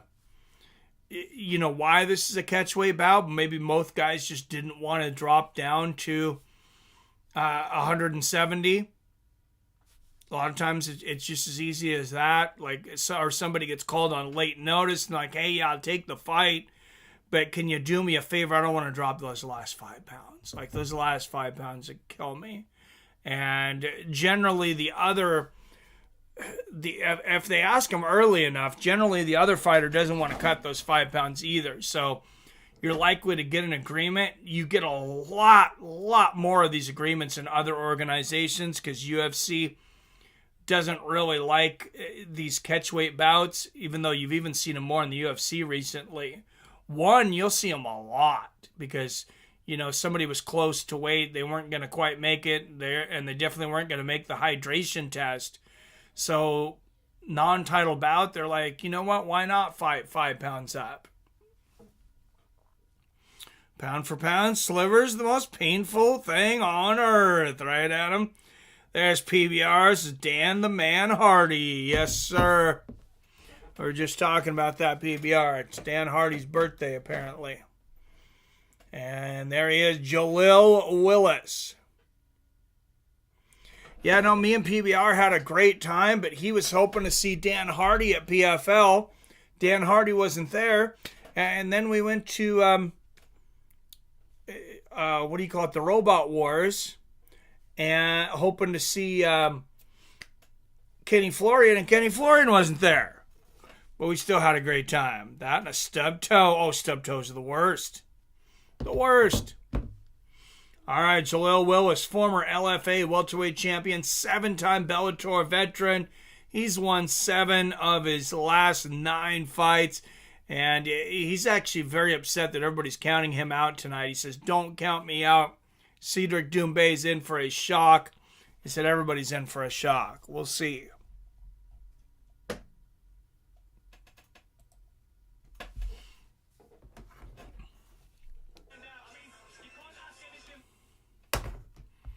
Man, I still can't get over that last bout, the 1.5, the over-under. And, man, got it just seconds before the 1.5 mark. And I would have bet the over, so I'm glad I didn't, because I would have lost that by, literally seconds.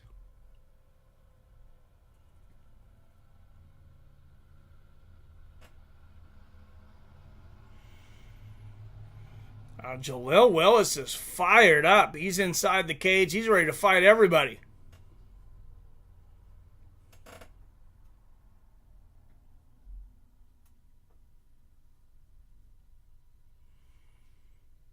There's famous actors here in the crowd. Vincent Cassell here with what you would presume to be his daughter, but he's in Hollywood, so it's probably his wife.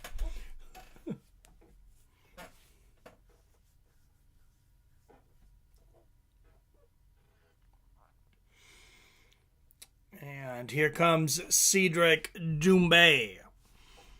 Just thought about it. I can no longer feel my feet or toes, so neither of those can bother me no more. Well, I mean, I guess that's a positive. I wish you could feel your feet and toes, though, Robert. That's not a good thing, man. All right, Cedric Doumbe making his way to the cage, giving some high fives to some fans here. You can see the fans are definitely allowed close as they're coming down the walkway before the runway.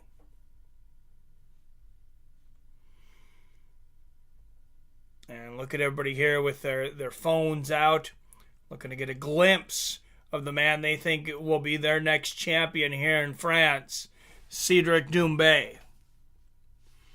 Let's try to see the brighter side and stay positive.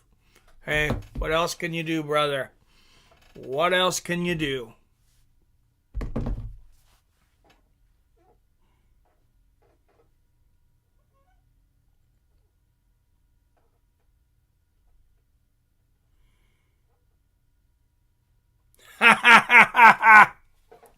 That's Cedric Doumbe. He's still barefoot. He's got a vacuum cleaner.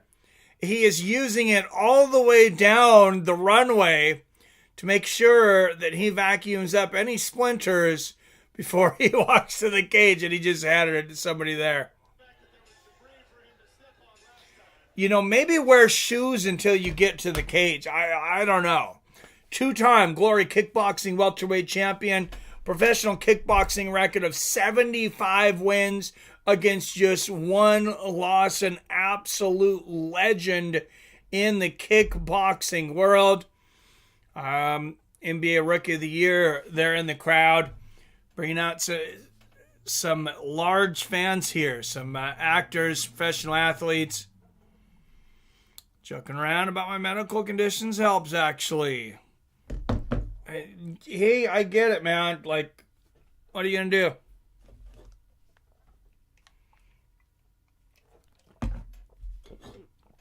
I do wish they could do something to help you cut your alcohol consumption down a little, though, Robert. I mean, I like that you have fun with this, but I also want you to stick around for longer. So what I say in UFC makes you take off your shoes at bottom of cage stairs. Yeah, at least wear socks. At least wear socks till you get there. I don't know. I mean, it's the only time that I know of that really it's happened. But, you know, what if a stupid fan drops a piece of glass or something down there? That would be horrible.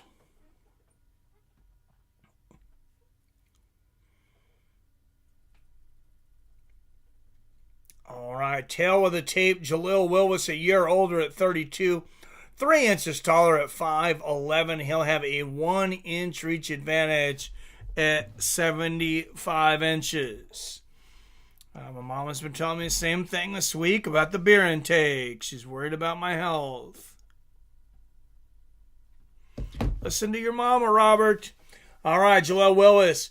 Keys to victory, sprint attacks, test his wrestling, chip away. Cedric Doumbe, draw and counter. Draw him out, anti-clinch. Do not clinch the butterfly hooks.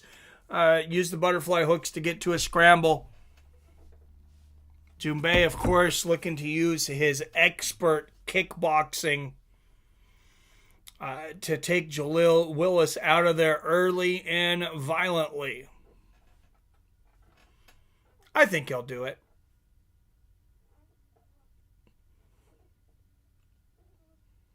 Man, guys, I'm really looking forward to our main event, though.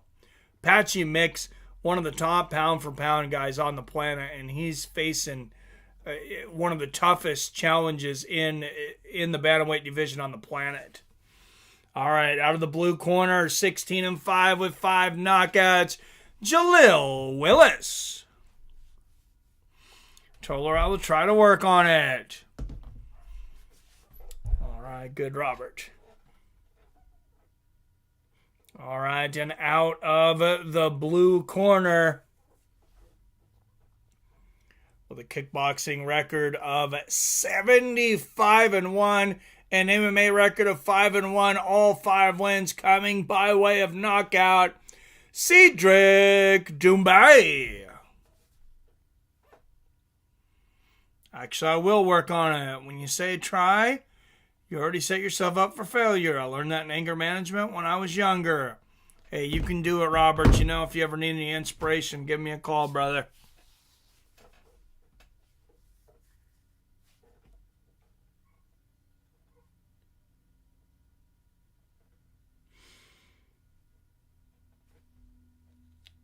All right, Mike Beltran is the referee for this one.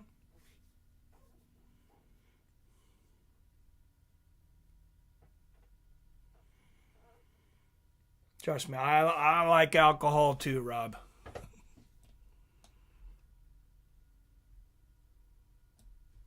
All right, a touch of gloves, and here we go. Oh, Jaleel Willis coming out quickly, throws a push kick to the body there. Doumbe catching it in the air. Oh, Willis kick heavy quickly. Good body kick from Willis. It's just really the game plan he wants, though. So you really wanted to get into a kickboxing match with one of the best pound-for-pound kickboxers ever.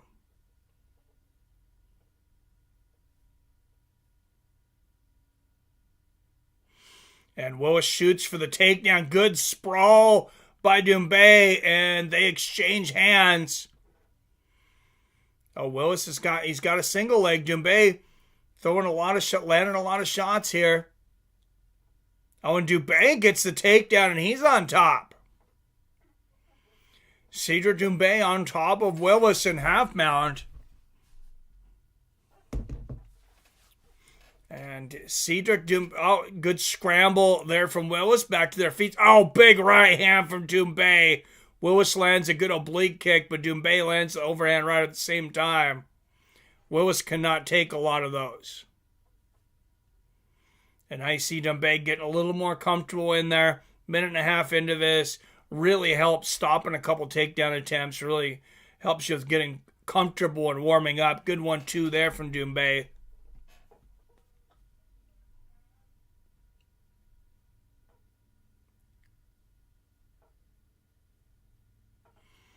There's the jab to the body from Cedric. He's going to look to set up that right hook or the head kick with that jab to the body.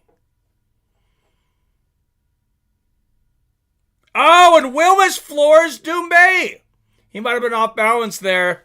And Doumbe makes Willis miss bad. Interesting little exchange there. Doumbe hands down at his waist,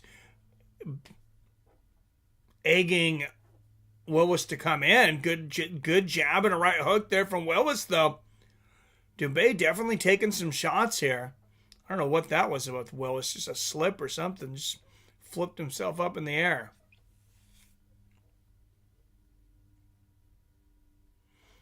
Good head movement here by Cedric. Oh, there's a good left hand and a right hook from Willis. Good shots there. I don't know what the over-under was for this one. Good push kick to the body for Willis. I doubt a lot of people expected Willis to make it out of the first round, though.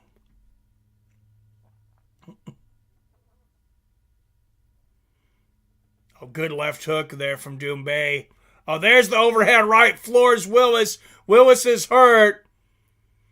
And Doumbe swarming with the ground and pound. Oh, these are some brutal shots. Willis is hurt badly. A string of uppercuts, and it is all over. Mike Beltran, no choice but to stop this fight as Jaleel Willis is turning his back to avoid the shots there. And a quick and violent finish here in the co-main event from Cedric Doumbe.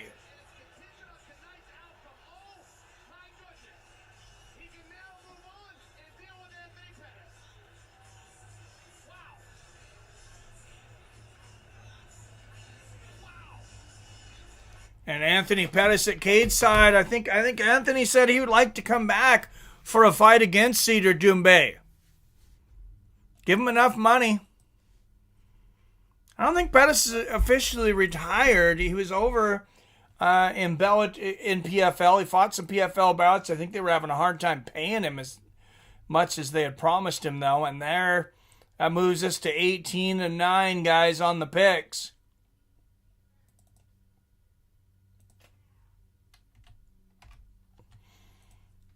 Good stuff.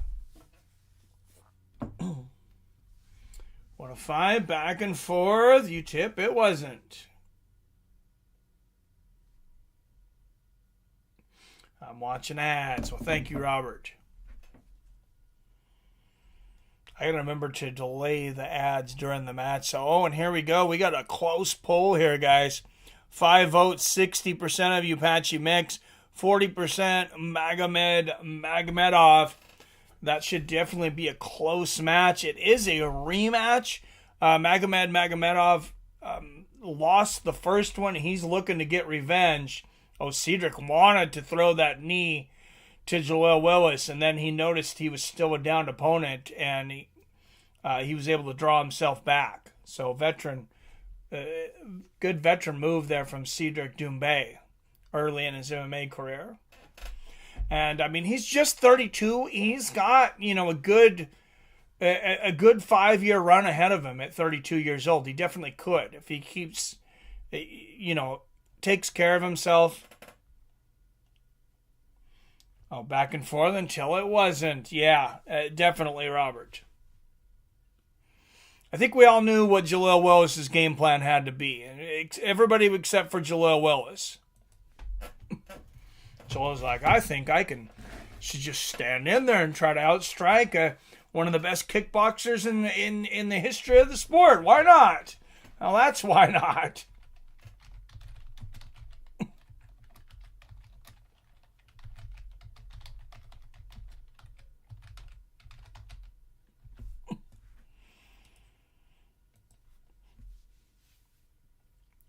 All right, guys, main event of the evening coming up. Was this the last fight? No, there's one more. Main event's up next. Robert. Patchy Mix defending his bantamweight title against Magomedov. I feel like either one of these guys could be competitive with everyone in the bantamweight division in the UFC.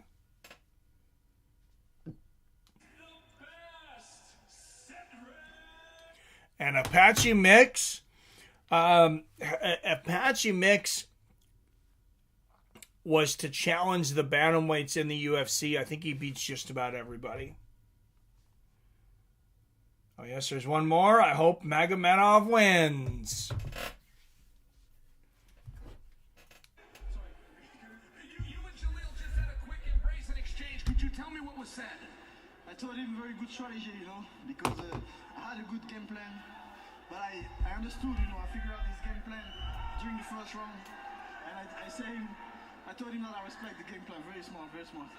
Mark, can you give me that in French? Absolutely, Chael. So, la question à Cédric, c'est évidemment quels étaient les propos que tu échangeais actuellement avec ton adversaire Jaleel. Eh bien, écoute, je lui disais simplement quel était mon game plan. Je lui avais expliqué aussi que je m'attendais à ce que lui arrive avec le game plan qu'il a cherché, qu'il a appliqué également. Donc, ils échangeaient tout simplement sur le combat qui vient de se dérouler. Cedric, the idea of you winning that fight in the first round with strikes, okay, fine. The idea of you winning it on the ground, certainly you got to be proud of yourself. Come on, man. I'm a grappler, I'm a grappler and defend. You are now. He says, I'm a grappler. Because, I've been training long. I want to make a big shout out to my 2 coaches. The first one, Major Otman, big shout out to him because he teach me everything in grappling. So, and the new coach, Nabil, from CDK, 9-3.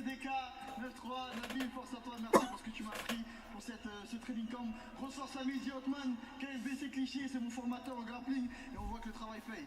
All right, Mark, I'm going to put you to work right now, and I'm going to invite my old friend Anthony Pettis to come over here and join us, and we're going to do this very respectfully, please, gentlemen. We knew that this was coming. Thank you very much.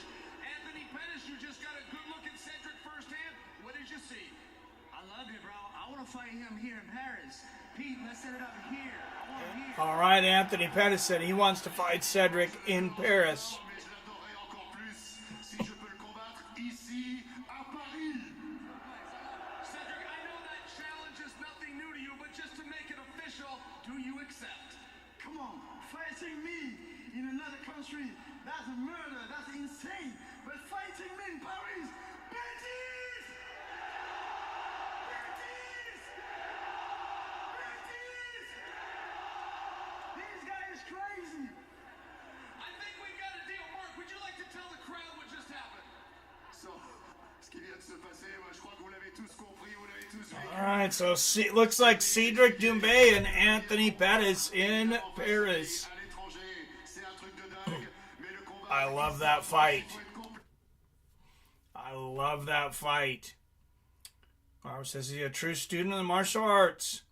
He told the loser, nice game plan, but me being a student, I learned and got it done. Yeah, it was a decent game plan from Jaleel Willis. You know, he tried to clinch him up. He tried to take it to the ground, but Doumbe finished him on the ground. So, good stuff. Real good stuff. All right, I'm going to take a real quick restroom break, get a little bit of water, and I will be right back, guys. Right back.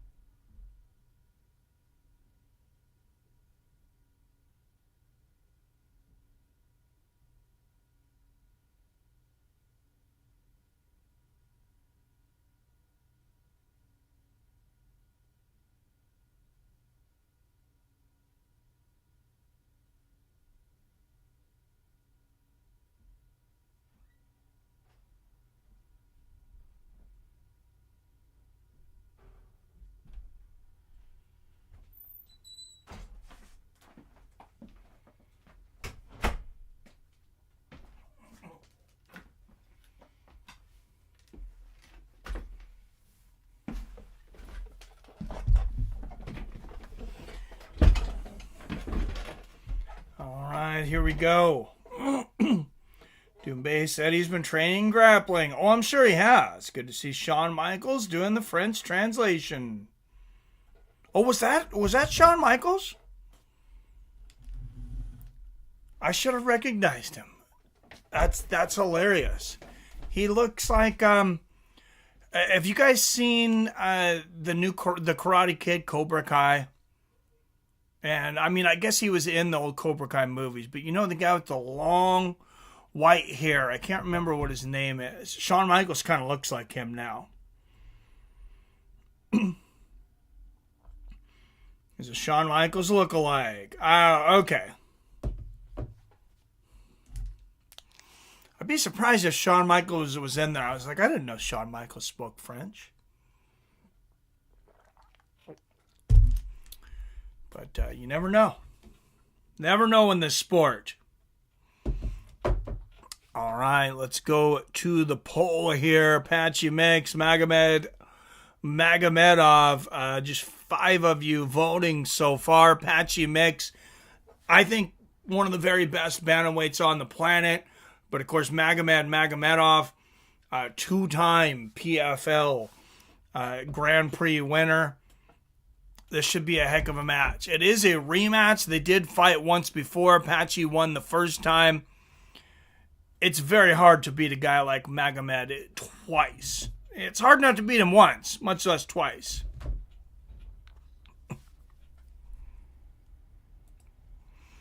Let's go to DraftKings. Check out the odds for this one.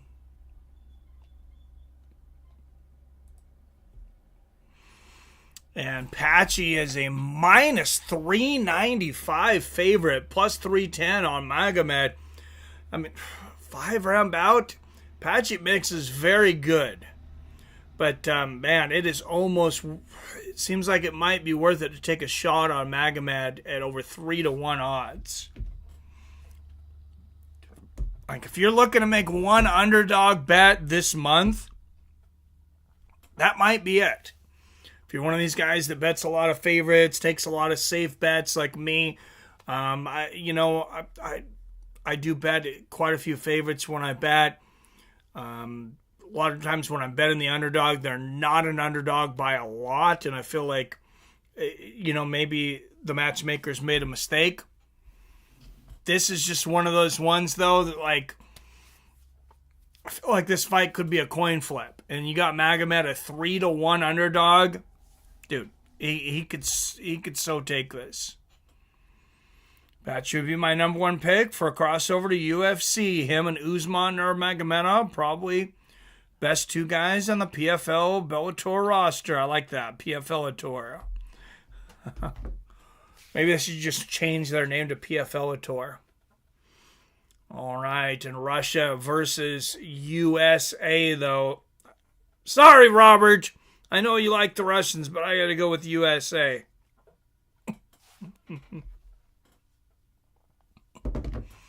All right, 10 up in the chat. Don't forget to hit that like and share button because, of course, we got a big day tomorrow. We're doing Tyson Fury versus Alexander Usyk, followed by UFC Edson Barbosa versus Lamar Murphy. A number of other good matches on that one. I took it from Dana. He called it PFL-ator first. Oh, I didn't catch that. That's good. Usually names the name of... he usually never names the name of the rival promotions. No, he wouldn't say anything about Bellator for quite a while. And, I mean, Bellator was enough of their own worst enemy with basically the scheduling and nobody ever knowing when the events were going to be.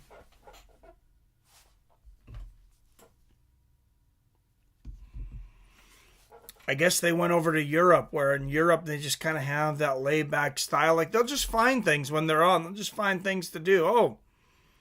I just found out there's a Bellator event going on in 10 minutes. I guess that's what I'm doing today.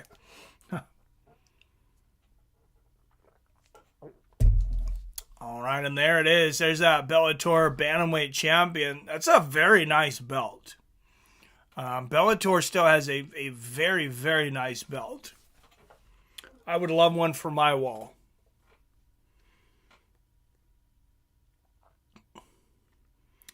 Don't think I'm going to be fighting anytime soon in Bellator, but glad you texted me and told me about this. Hey, no worries. Yeah, me too. I figured you probably hadn't seen it either. I knew there was a Bellator match coming up, like today. I just wasn't sure what time it was this morning, and I was like, oh, crap, it's already started. But we got the whole main card. What else can you do? How much better can you do than getting the whole main card?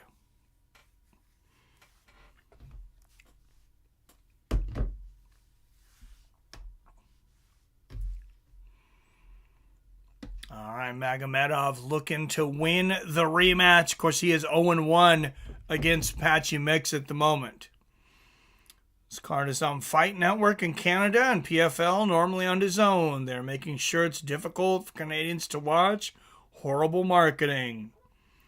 Oh, that sucks. Yeah, it's actually been tough to find a lot of these in the States, too, Chaos. I did the PFL Riyadh series that just started, and what was that, a week ago? Last Friday or something?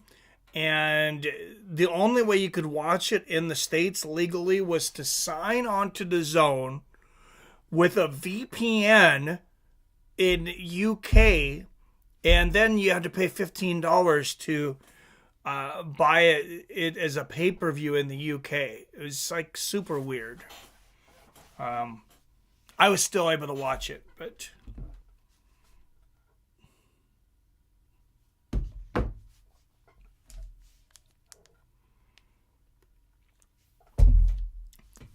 oh yeah, dude, it's like what are you trying to do? You're trying to hide your product from your fans. No wonder you're not doing well. It's like, guys, people want to watch these fights, and that's why I gotta tip my hat to ONE FC. There for a while, they were like, you know what? We're gonna send you guys notifications. Download our app. We'll only send you notifications. We're just gonna freaking go on YouTube. Like, all the outside markets, you guys can just watch them on YouTube. Then they started doing, they did some events on Amazon Prime.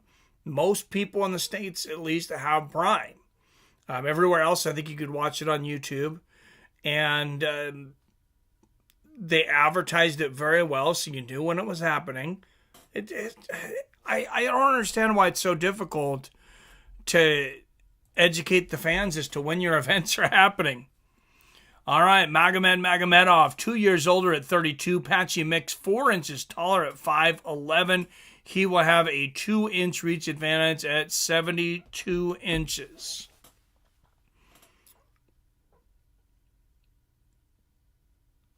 All right, guys. Championship fight coming up. Magomedov, keys to victory. Low kicks, body lock takedowns, wrestle to the back, Patchy Mix. Lead hand fight, front kicks and knees, and he has some sick chokes, and I believe he submitted Magomedov in their first fight. I believe it was by choke. Now, if Magomed loses this fight, I would say there's not a lot of places for, not a lot for him to move on to from there. But I think there actually is, because I think he'll just fight in the PFL $1 million tournament. And Patchy will probably fight in the Super Fight Series. So the champion most likely won't be in the tournaments here in the future. I think what Bellator is going to end up doing is, if you win the tournament, you get a shot at the title. All right, out of the blue corner, 20 wins against 3 losses with 14 finishes, 11 coming by submission. Representing Mother Russia, Magomedov.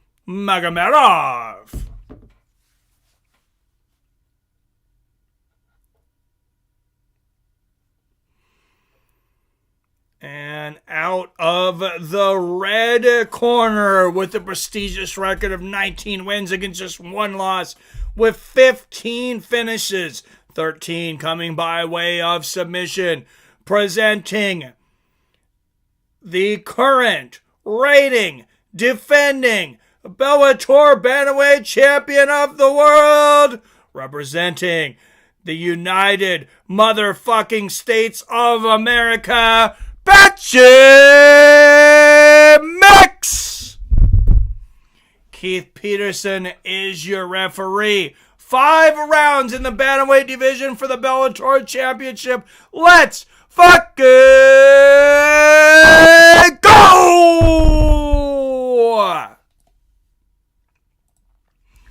And a touch of gloves. And here we go. Mix in the red tape, Magomedov in the blue. Live odds have Mix a -400 favorite. Good body kick and a low leg kick from Magomedov. Mix answers with a low leg kick. Magomedov switching to southpaw, now back to orthodox. Good straight right there from Magomed. Good inside leg kick from Patchy. 4:20 left in the first. Oh, Mix is beating up that front leg of Magomed. There it is again. It's attacking the lead leg early.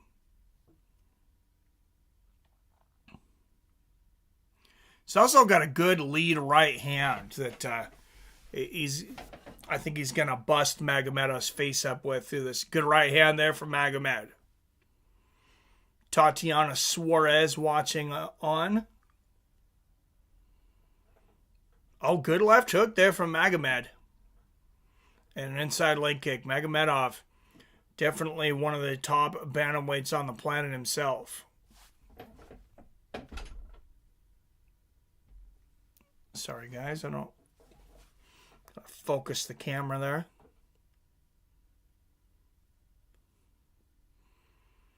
Good straight right there from Patchy. Oh, good knee to the body from Mix.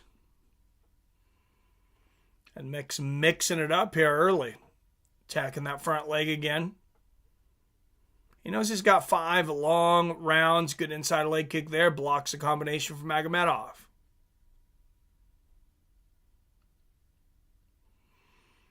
Another outside leg kick from Patchy. Good right hand down the pipe from Magomedov.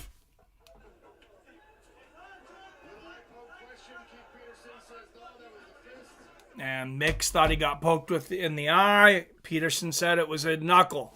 Straight right lands for Mix. Good left hook for Magomedov. Good body kick there from Mag. Oh, and there's a big knee to the body from Magomed and the left hook on the way out. First round heating up. Oh, Magomed goes for the head kick. Blocked from Mix. And Mix continues to punish that front leg of Magomedov. There's a good push kick to the body from Magomed. Magomed, as I mentioned, 2-time PFL Grand Prix champion. Oh, good right hand there from Mix. And there's the body kick from Magomed. And the inside leg kick there. Magomed very busy in this first round. I said a left hook there. Inside leg kick from Patchy. I mean, somehow now you're 5 seconds ahead. Are you sure we aren't in a simulation? I'm usually the one ahead by a minute. Oh, good left hook there from Magomed. And there's an overhand right and a right uppercut from Magomed. Oh, that snaps the head back of Patchy Mix. Patchy Mix is hurt.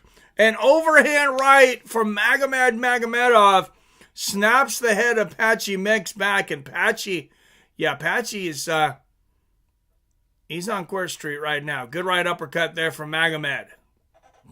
1 minute left in the first.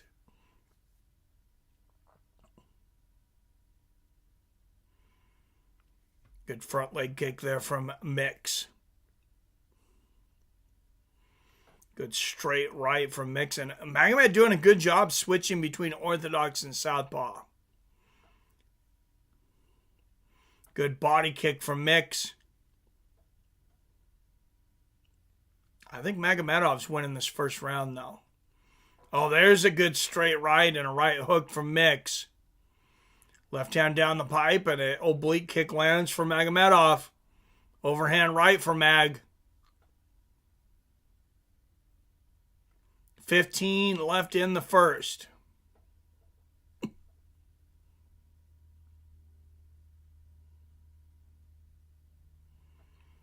Good outside leg kick there from Mix. Oh, nice right hook upstairs from Patchy. And a good back and forth first round. I feel like Magomed barely pulled it off, though. 10-9 for the challenger, Magomedov.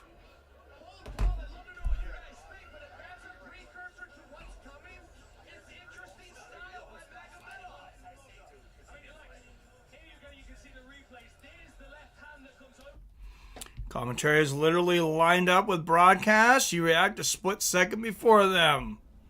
Nice. Good stuff, Robert.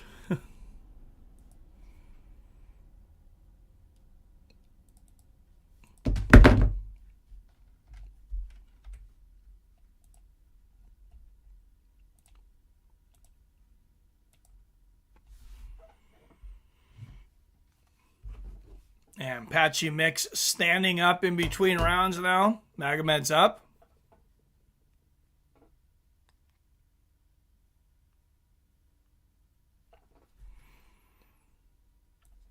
All right, round 2 coming up. Yeah, I thought he stole the round with that right hand. Makes me think they have 4 commentators here. 10-9 Magomed. Very close round, though. Could have went either way.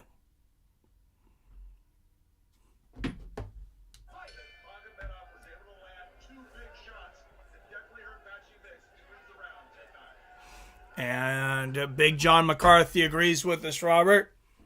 Good side kick to the body there from Magomedov. He also gave it to Magomedov. Oh, good outside leg kick from Mix, but Magomedov catches it. Oh, he's got Mix up in the air, but Mix has got a guillotine here. And Magomedov escapes. And Magomedov is not the guy you want to have on top of you. He is inside the open guard of Patchy Mix at the moment.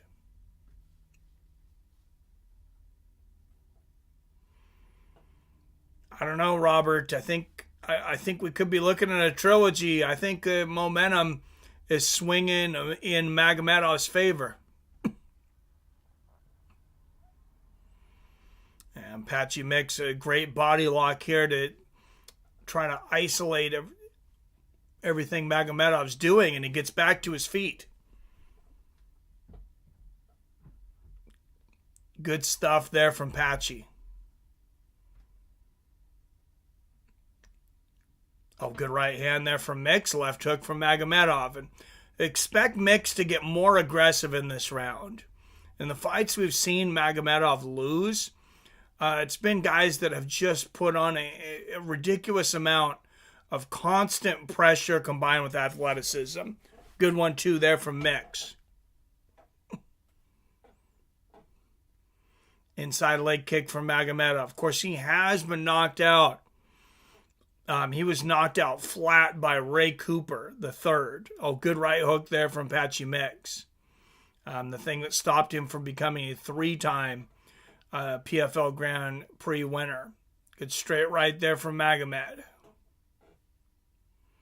Bit of a chess match here. Good right hook from Mix. Inside leg kick from Patchy. And another right hook and straight right for Patchy Mix.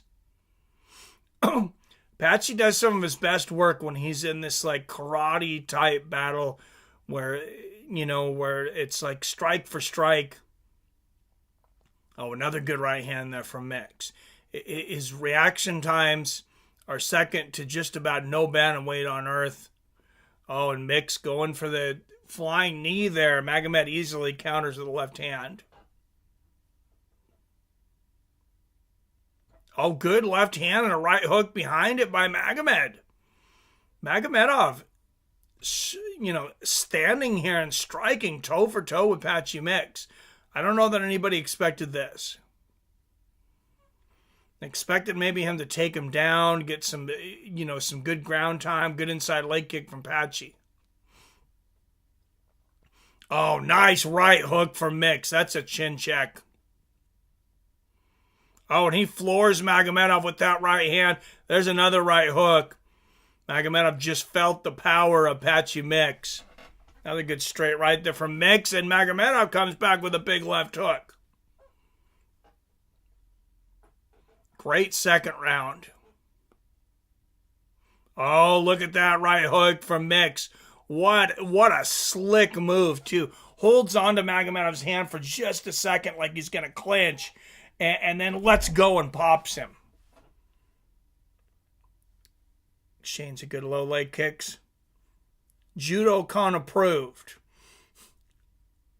Good straight right from Magomed and a push kick to the body from Magomedov. I don't know how many times guys would do that in judo.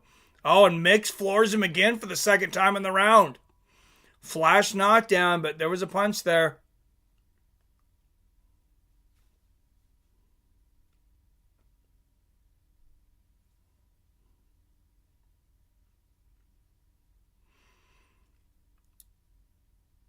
Oh, good right hook from Mix. Just so fast. And there's another counter right from Patchy. And Magomedov looks to shoot for the takedown, eats another right hook. Straight right to the body from Magomedov. And there's the inside leg kick from Magomed. Oh, good exchange of right hands. Mix punishing that front leg, though. He's making Magomedov, I think, switch stances more than he would like to. And big second round for Patchy Mix. I have it 19-19 through 2. Patchy Mix floored him with 2 shots in that round.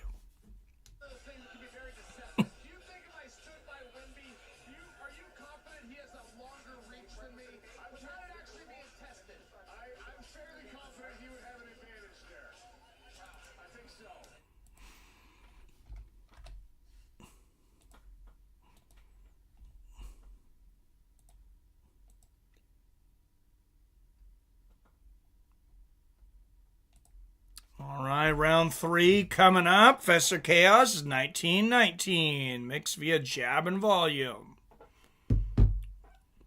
Agreed, but he got I think a couple of knockdowns this round.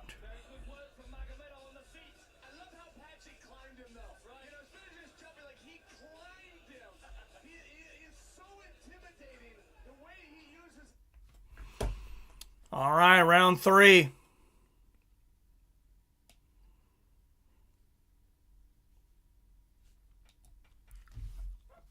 Like to see Mix counter with his left hand. Yeah, we'll see what he can do here. He's got such a wide stance.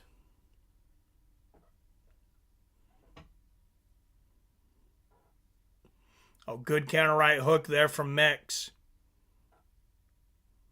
I'm a little surprised to see Magomed hasn't attacked the legs of Mix more, though. He's got some skinny legs. Good left hook upstairs from Magomed and a body kick. But Mix with a good sprawl, and he pulls the gilly here.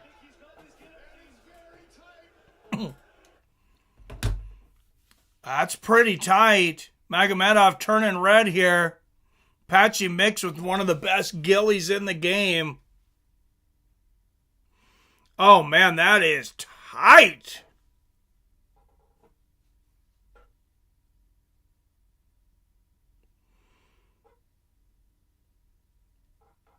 Keith Peterson trying to get a better look at this. Trying to make sure. Oh, and Magomedov's out. I thought he might have been out for a moment, but he escapes. And Mix now on top. Oh man, Magomedov looks exhausted right now. I'm not sure he didn't go out for just a moment there. But Keith Peterson was having a hard time getting a good view of that. Oh, big knee to the head there from Mix as they get up. Magomedov might be gassing a little here.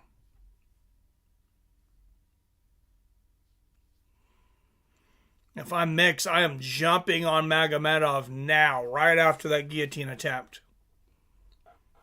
Because he was very close to being out.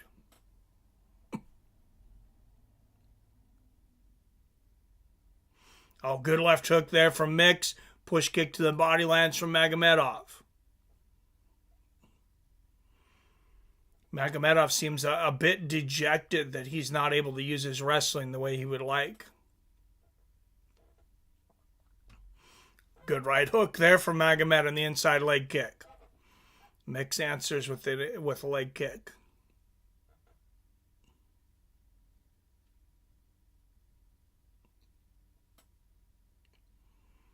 Oh, what a counter left hook from Magomedov. And I think he hurt Patchy. There's another good left hand from him.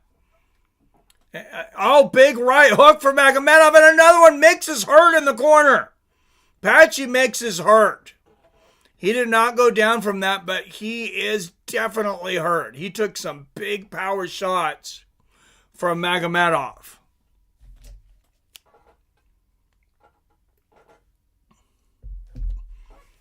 Big knee to the body there from Patchy. But Patchy's got a lot of work to do to not lose this round. There's a good knee to the body from Mix. He might still be stunned, too. Magomedov hit him with some big shots. It's a good straight right from Mix.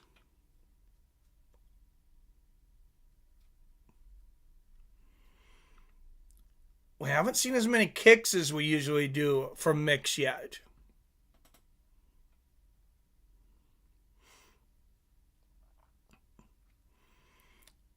And, I mean, both guys, when Magomedov stands southpaw, it really makes it awkward from both guys. And he's been standing southpaw for most of this fight.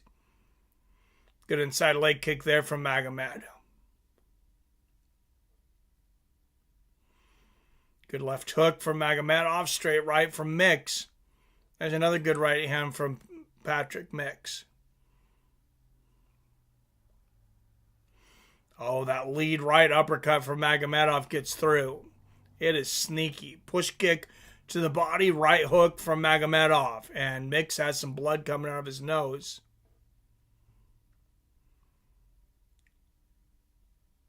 Oh, big left hook there from Magomedov. Magomedov having an incredible third round.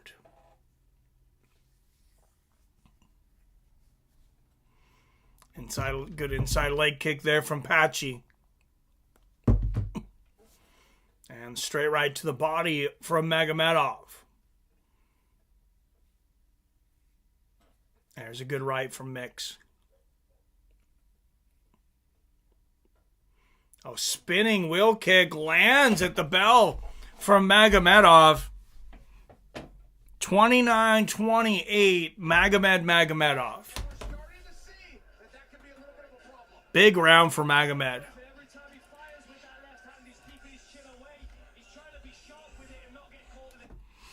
This is a damn good fight, Robert.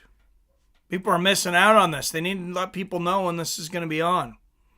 Because they are missing out big time. Magomed said, let's go with 10 seconds left.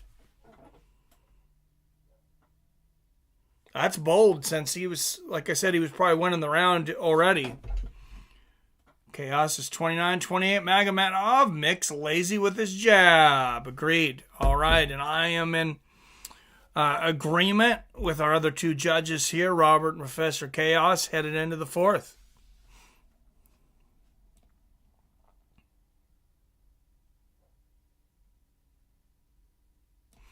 Good to see you in here, more Chaos, judging some of the rounds and in the comments. Thanks, brother. Good inside leg kick there from Magomedov and the left hook from the outside. Straight right lands for Mix.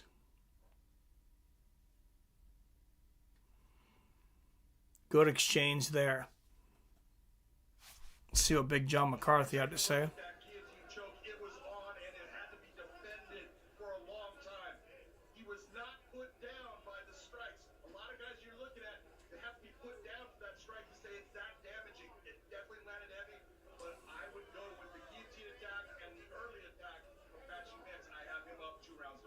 All right, so John McCarthy gave the round to Patchy Mix. Not a bad argument for that. Good right hook there from Mix, and now Mix dropping for the takedown. You would expect to see Magomedov going for the takedowns here. A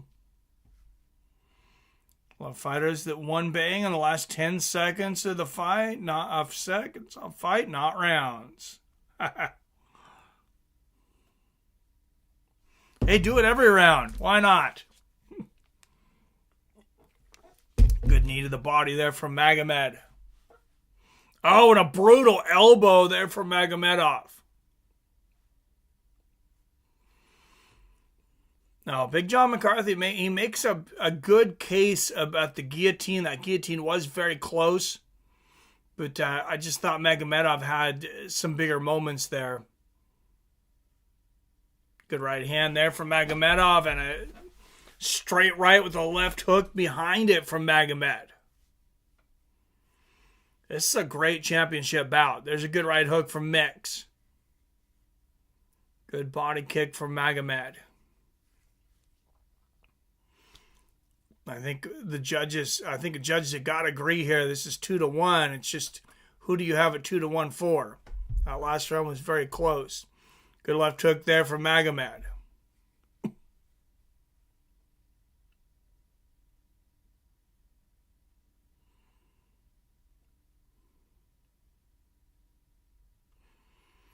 Patchy just doesn't look himself tonight. He looks like almost like he's compromised. Just doesn't have the same intensity we usually see from him. Good right hook there from Mix. Now, that's not to make any excuses should Magomedov win this fight. Good 1-2 there from Mix. Oh, nice left hook there from Magomedov.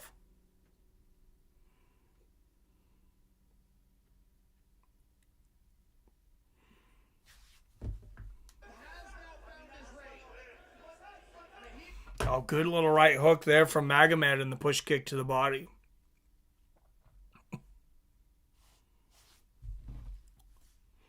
Score submission attempt to the guy who escapes and gets back to his feet, not to the person doing the submission. That's just how I like to score it.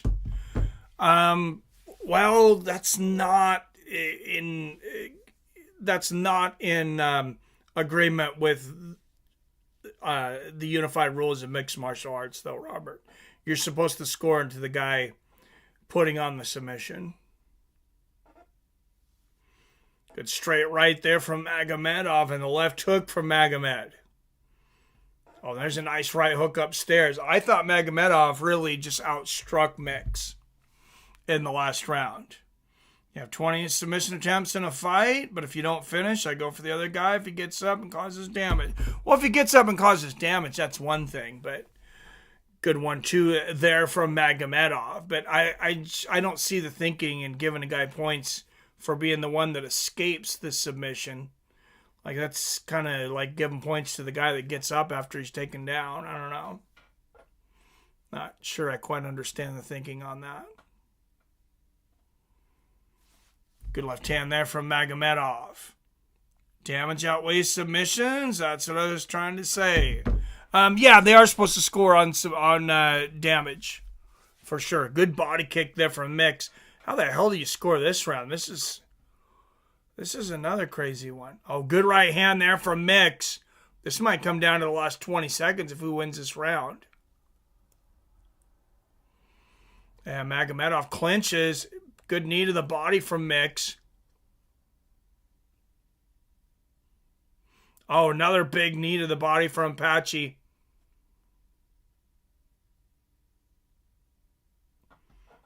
All right, another close round. I got it 2-2 going into the fifth, guys. I didn't mean just to escape. That's why I reset it. Gotcha. Makes sense. All right, fifth and final round, guys. This could be tied up at 2 apiece.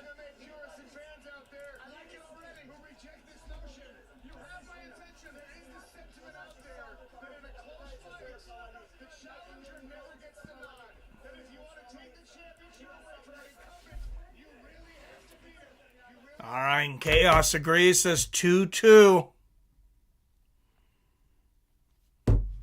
Man, what a fight.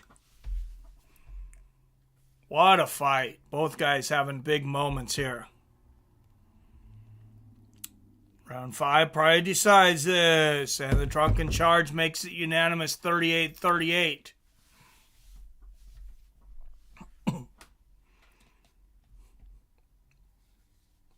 All right, fifth and final, possibly 2-2. Let's fucking go. Inside leg kick from Magomedov to start the fifth. Oh, and a good left hand down the pipe from Magomed. Inside leg kick from Mix. Both guys, I feel like they have to assume they're losing this fight.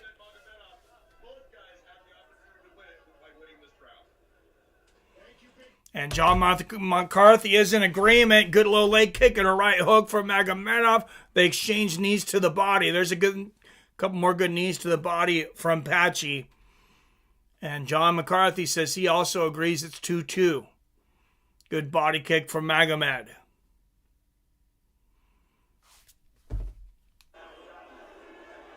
And Magomed's going to say Mix got him low.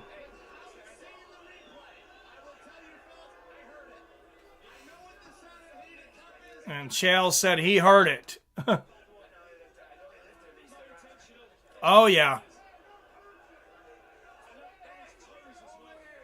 The boys.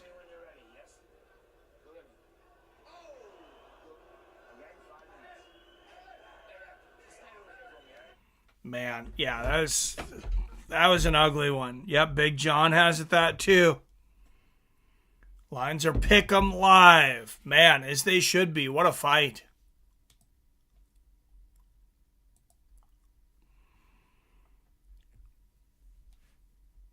All right, here we go, and I will adjust the fight clock right on the 4-minute mark, so we are right on. There we go.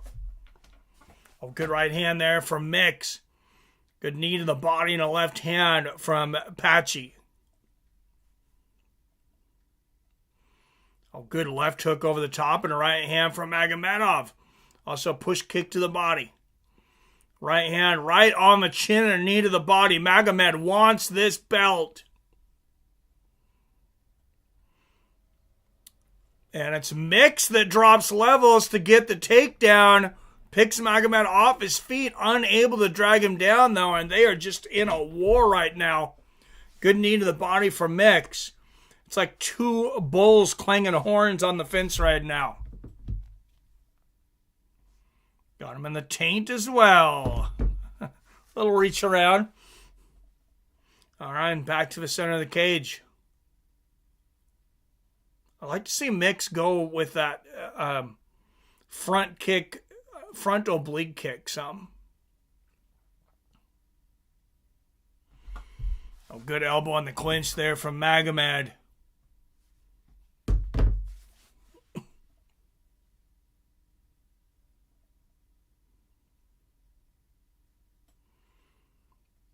And Mix with the body lock. Both guys fighting once again for the takedown. These guys are just so evenly matched. Good knee to the body there from Mix.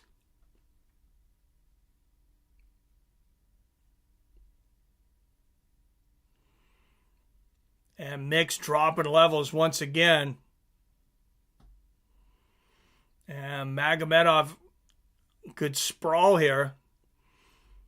Able to stop his attempt. Yeah, both guys. These guys they really just can't take each other down. Their wrestling is it's so even.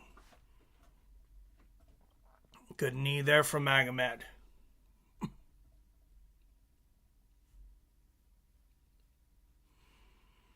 Yeah, these guys are exhausted now. Knee to the body from Mix. Mix trying to drop levels here. Lands a good left hook to the body. And back to the center of the cage. Inside leg kick from Magomed.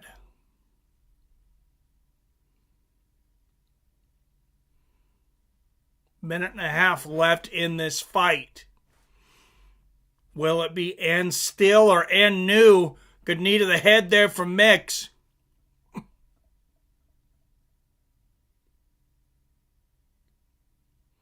Inside leg kick from Magomed. And the push kick to the body from Magomedov. Mix has got to be busier here. Oh, what a knee for Magomedov. Catches Mix coming in for a takedown.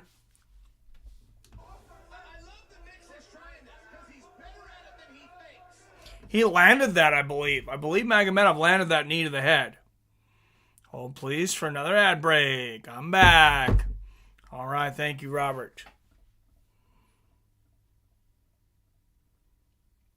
And Mix hanging on. Good left hook to the body there from Mix. But this is a very close round. These guys really need to lay it all on the line in the last 30 seconds. Oh, good elbow on the clinch from Mix. Here we go. Center of the cage. 20 seconds. Who wants it more, boys? Inside leg kick from Mix.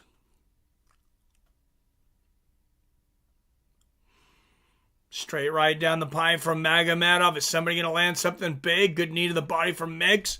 Right uppercut from Magomedov. Wow. Wow. We should see a 6th round, I guess. I don't know. This is... Man, I would not want to be a judge in this fight, I'll tell you that.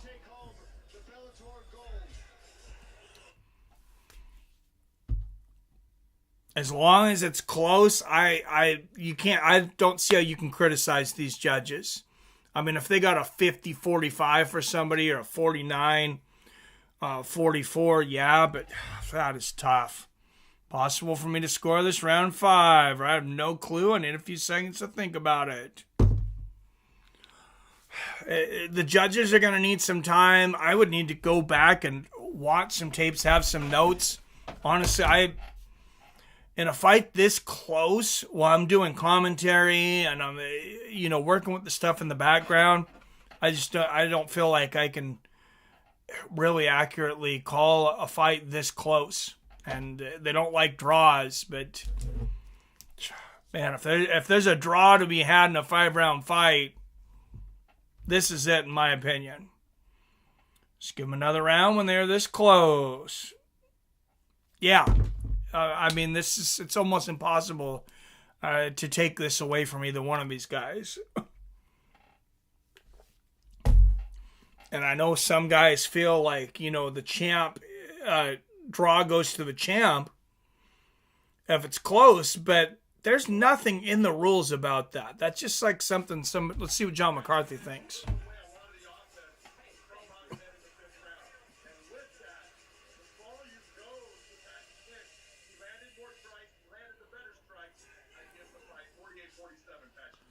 All right, McCarthy says 48-47 Patchy mix. And tie round, score to the champ. I feel that too, but I think champ should keep his belt when the challenger didn't do enough. Oh, Mix keeps his belt. It's so close. This is just to ask the judges like who won this fight, honestly, it's kind of ridiculous almost.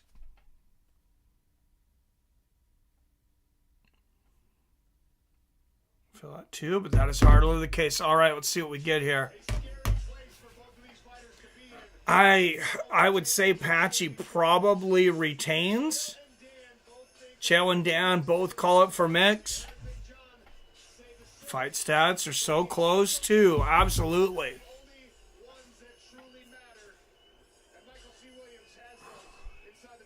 I have a feeling it's probably going to go 48-47 Mix. I'd have to watch it again though.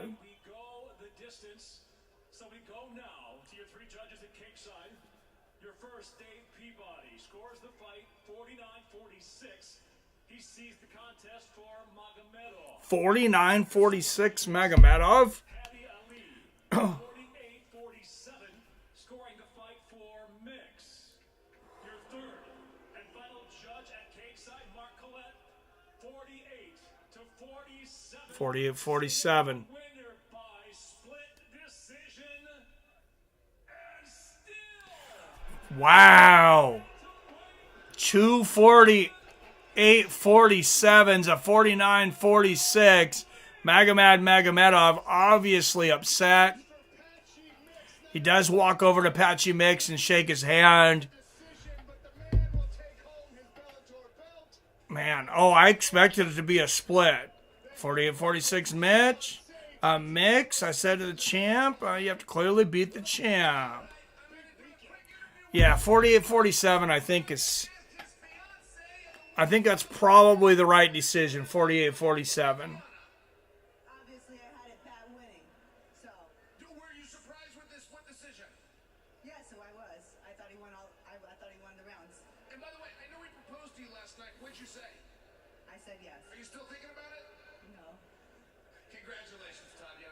All right, champ, I can tell you that might be the best that you've ever looked. What did you think when he wasn't trying to engage you with wrestling? You know, I thought I had the guillotine in the third. I used a lot of energy. He brought a different game, he had a different game plan. I thought he'd come in here wrestle, but he came in here and struck. I had a good camp. I had a good weight cut. I think he just came prepared, and this is two high-level guys, so he just, it was a high-level contested fight, for sure. Mark Chevet, could you tell the French audience what's going on here? Effectivement, on demandait à Patchy tout simplement Split is fair. Can't blame the judges here. I agree. Didn't know Suarez and Mixer a couple. Yeah, I didn't either until yesterday. Apparently he proposed to her there in Paris at the Louvre. Sweaty split for Mix. Yep. A lot of pressure on you. I can't help but look over your shoulder. You got something on your phone there. Is that something you wanted to share with the audience, or is that private? No, it's my mom, she just messaged me. I want to make sure she knows I'm good, So, but big shout out. Yeah, his mom doesn't watch his fights, so. He goes out here, he made weight, I think, he was a backup here, so. Leandro, me versus another Brazilian, I think it'd be a tough fight, and I'm looking ahead. Qu'est-ce que t'as sur ton téléphone? T'arrêtes pas de regarder les messages. Est-ce que tu veux partager avec nous? French crowd probably cheering for the Muslim fighter. Not sure why Mix being booed. Yeah, I would imagine it's a very heavy Muslim crowd there in France. I think that's the dominant religion there in France now, if I'm not mistaken. I think by a large number. Shout out to State.com, the best place to bet. And follow my boy Skinny Bets on Instagram, man, baby. Let's go. All right, ladies and gentlemen, champion of the world. Please give it up for Patchy Mix. All right, Patchy Mix with a very, very tough fought defense, but he goes on. Gotta feel a little bad for Magomedov because that's 2 in a row he's lost to Patchy now. Hard to get that third title shot, but I imagine he will have to go through the PFL tournament. If he gets it, he's undeniable. Like I said, I think champions are going to start going to super fights now. He's still technically the Bellator champion. I don't know what all is going to happen with the Bellator PFL thing. Eventually, I think they unify those belts.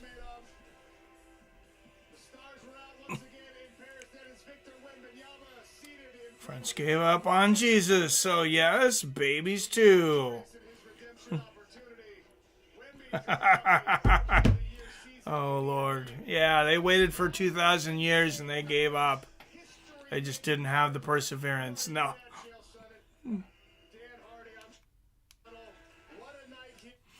All right, guys. Big night. Our big championship bout there. Even a bigger day of fights tomorrow. Tyson Fury, Alexander Usyk, and then UFC Edson Barbosa, Lamar Murphy. A lot of other good fights in there that we talked about earlier. As always, I love you. I respect you. And I'll see your fine asses tomorrow.